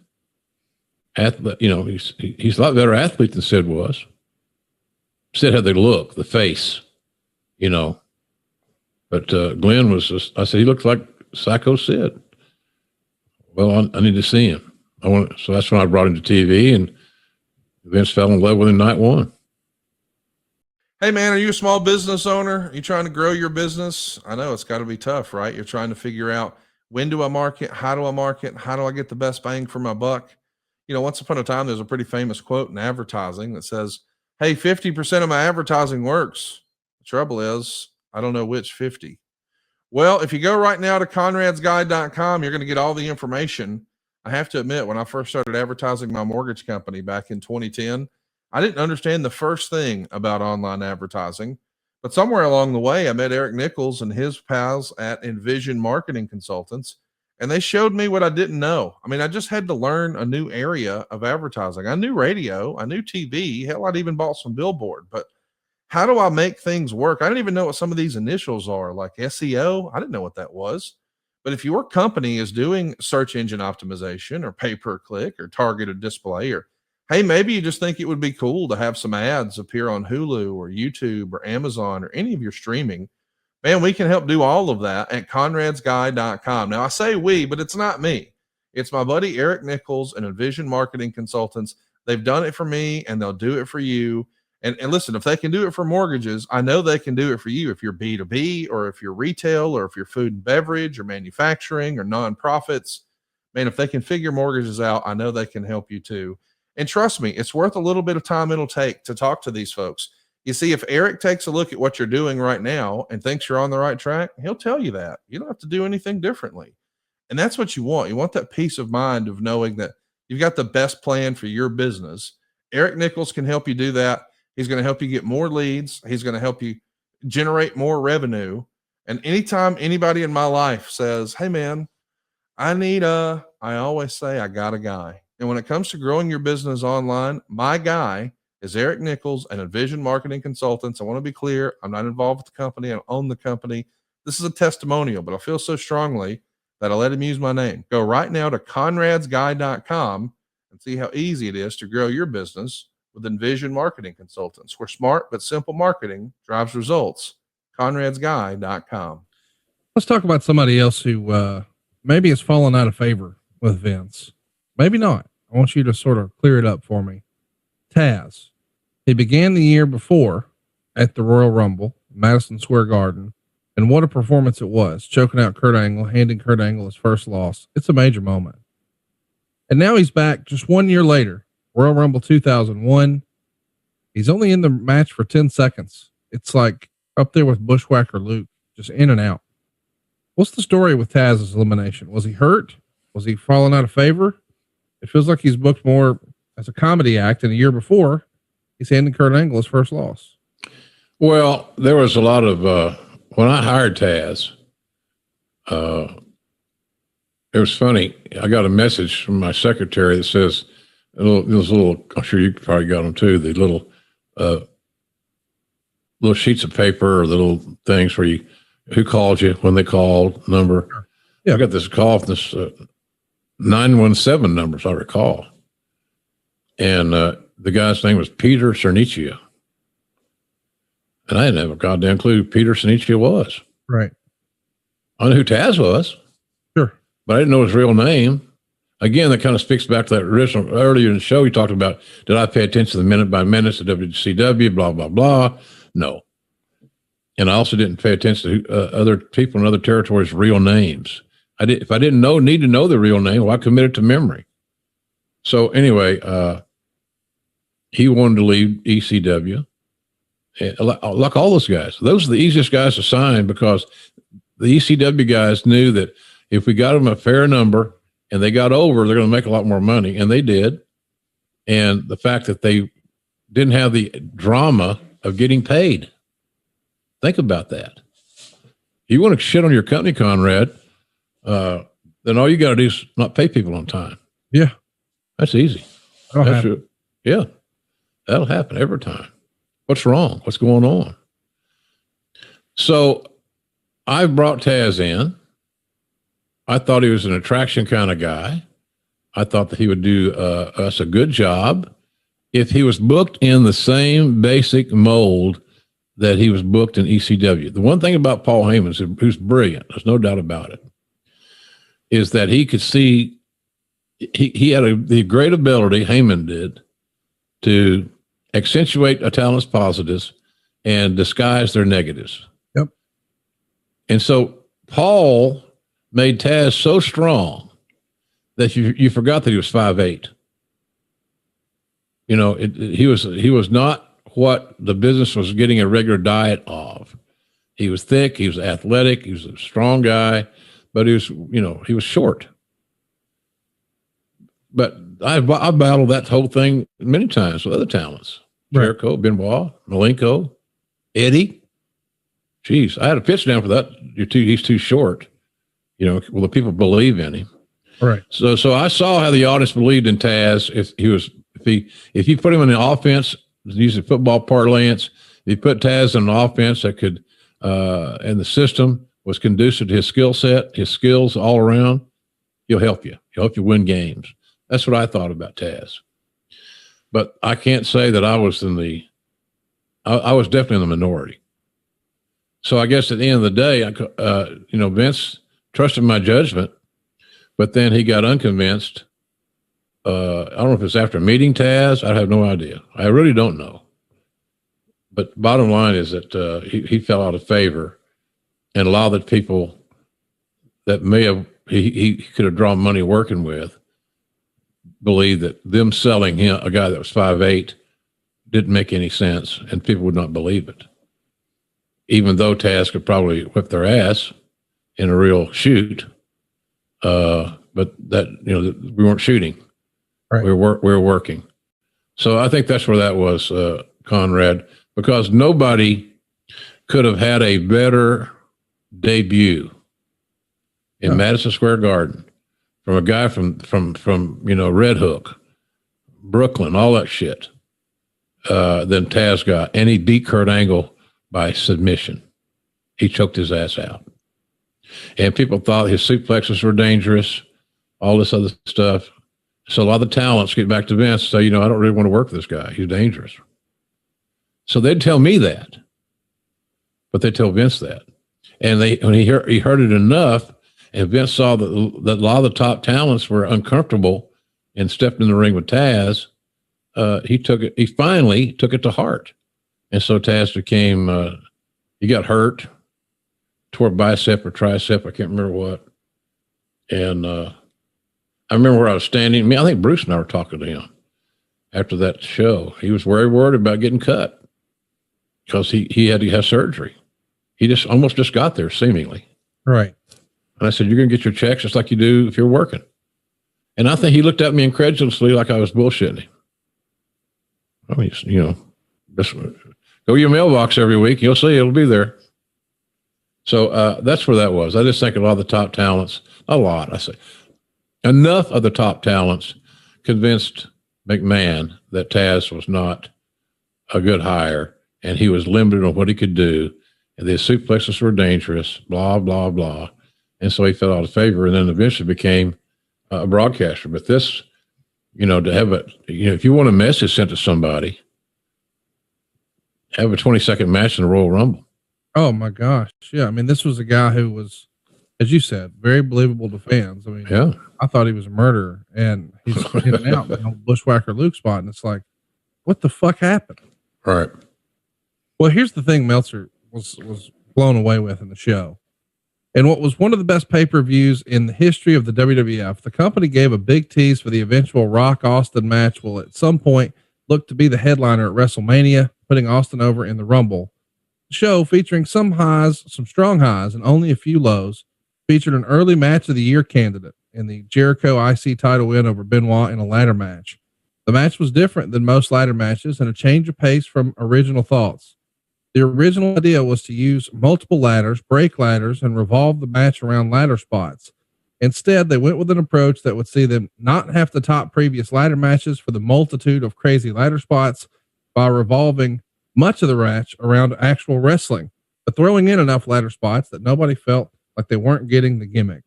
I think that really was the trick to that ladder match. They didn't try to say, can you top this with maybe some of the crazy car crashes? And instead incorporated enough wrestling where it felt different and it was awesome. Well, I'm sure Jericho, I'm sure that Benoit had a hand in some of the creative, but the majority of that was Jericho. Right. And as Jericho proves on a regular basis in AEW, he's got a great booking mind. He's very creative. And when you can take a group of guys, Santana, Ortiz, Jake Hager, Sammy Guevara, don't leave anybody out other than MJF, who's and Wardlow. But that original inner circle, those guys were not, I don't want to say they're unknowns, but on a national level, the only guy that had any name identity was Hager. Right. And he didn't have it as Hager, he had it as Swagger. So Jericho's proven on a regular basis for us on Wednesday nights on TNT that he's got a brilliant mind, and he's fun to do commentary with. He shares his own thoughts and things of that nature. I love that. But I think Jericho had a huge influence in how that match was laid out, and those guys were careful because they knew that the Edge and Christian, Hardy's, Dudley's triumphant in ladder matches was going to be very, very difficult to top. You know, it's like I asked somebody the other day, we're talking about, reeling in some of the things that they do for these magnificent high spots that never beat anybody. And the one that I kid about, it's almost become a tongue-in-cheek thing now, is where, again, all the congregants gather at the river. They stand in place so they can catch somebody jumping over the top. Nobody ever gets hurt. Nobody ever loses. It rarely ever leads to a finish. It's just a spot. And the first time I saw it, I loved it. I probably loved it the first 10 times I saw it. But now if you see it once or twice a show, on anybody's show, it loses its luster. Right. That's the way it is.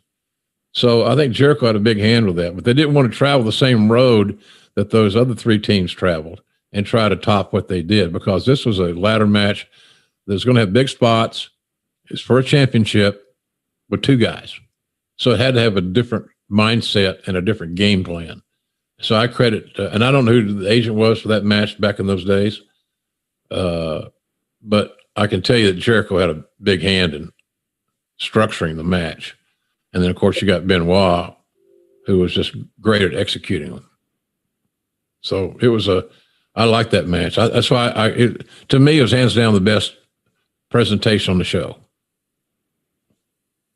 Well, I think this was a great show. One of my favorite Royal Rumbles. Where does this rank all time for you, Jim, amongst your favorite Royal Rumble matches?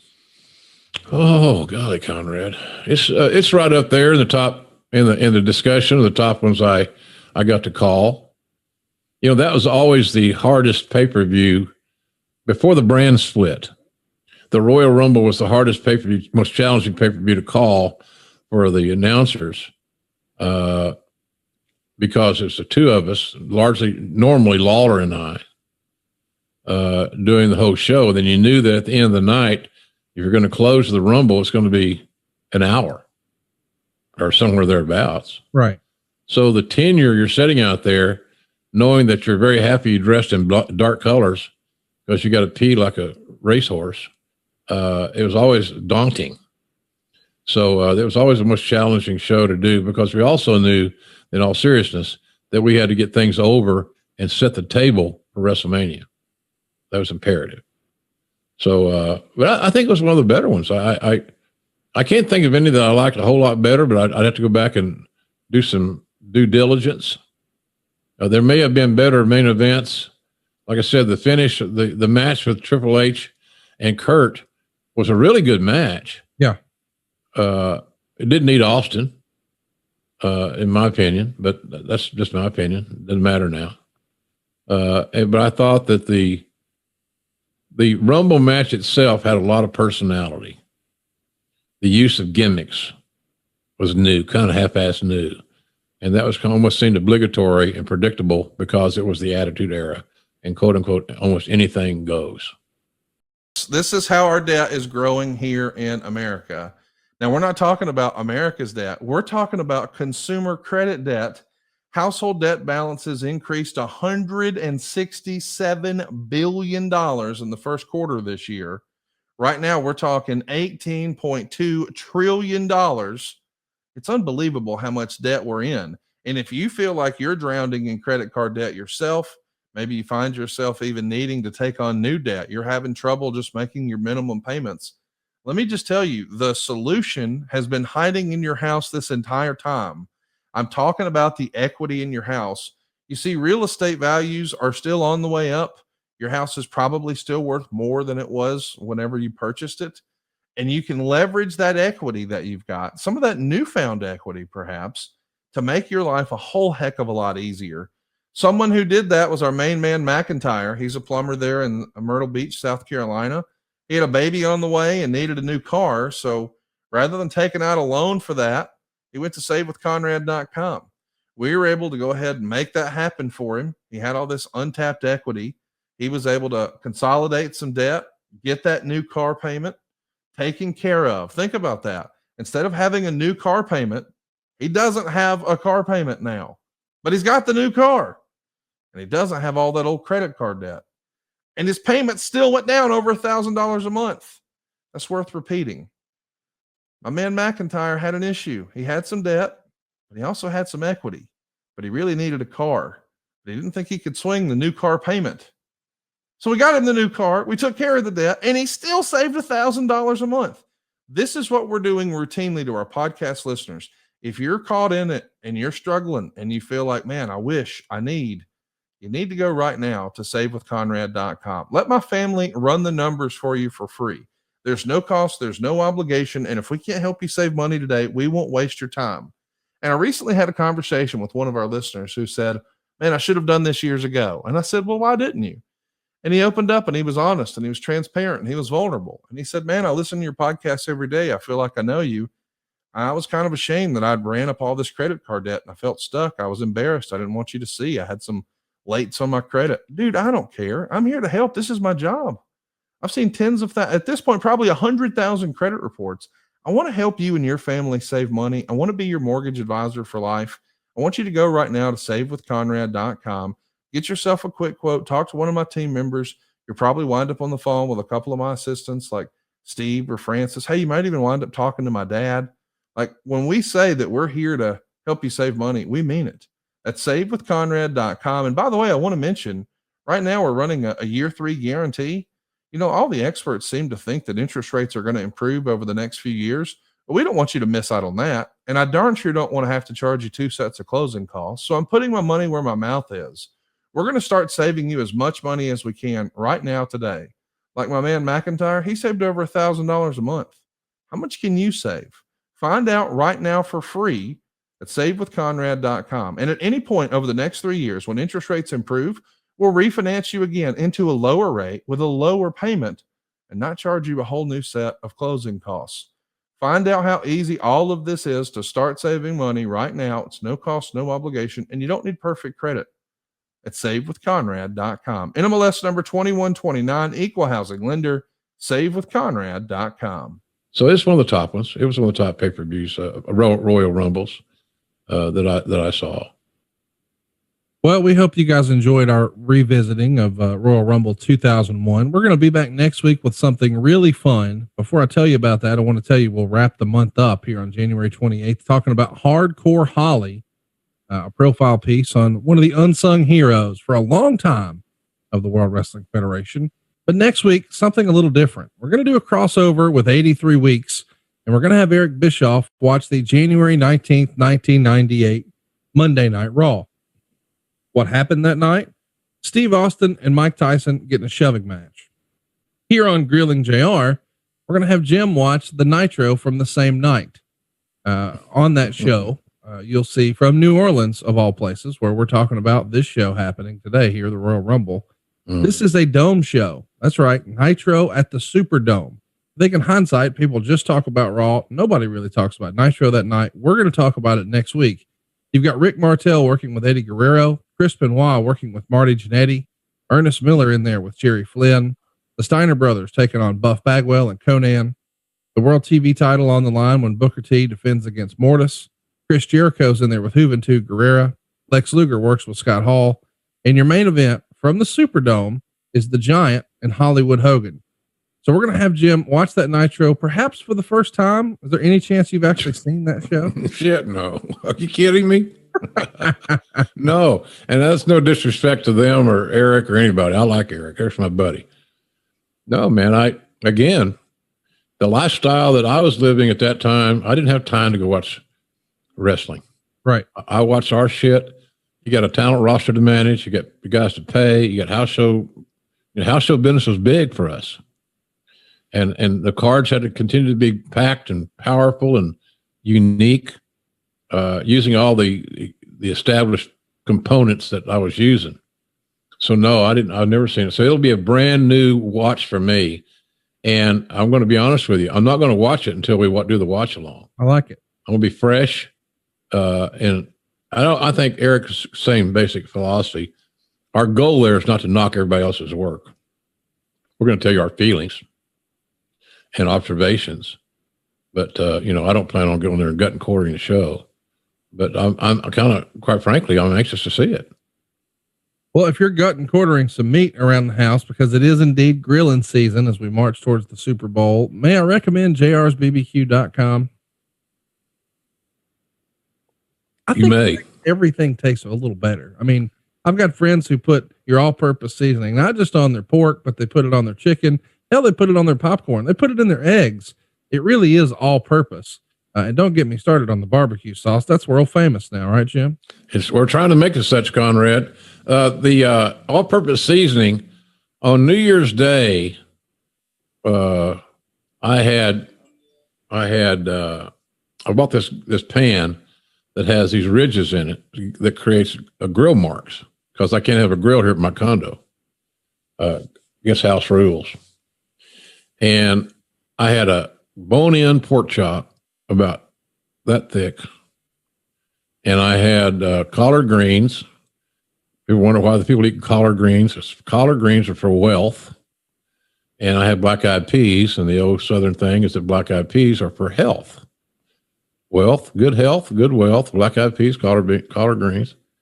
I didn't use any seasoning except my seasoning. On the vegetables, on the meat, the whole 9 yards. So I had, just a night or two ago, I had some amazing ravioli because I've come to know Conrad, and, thank God you're not single and you're not alone. But I figured out that I'm doing a better job of when I cook a one dish meal. So I got these real cool bowls. They're pretty good size, as you can imagine. And I had this, Italian beef ravioli, because all you got to do, goddamn, is boil water. get the water bowl and put your product, your ravioli in there. The only thing I used for that to season the water was JR seasoning. It was great. I'm serious. So we've been really blessed. We had a phenomenal year at our little website, and I hope that along the way that our customer service and our products convince people to make us a regular stop from time to time. We're always going to have good deals. You're going to get taken care of. If you got any complaints or any issues, we can't control shipping. We can get it to the shipper, but we can't make them deliver it on time. But by and large, we've done a pretty good job. So hopefully people will go to jrsbbq.com and check it out. As I said before, Conrad, it doesn't cost anything to look. Right.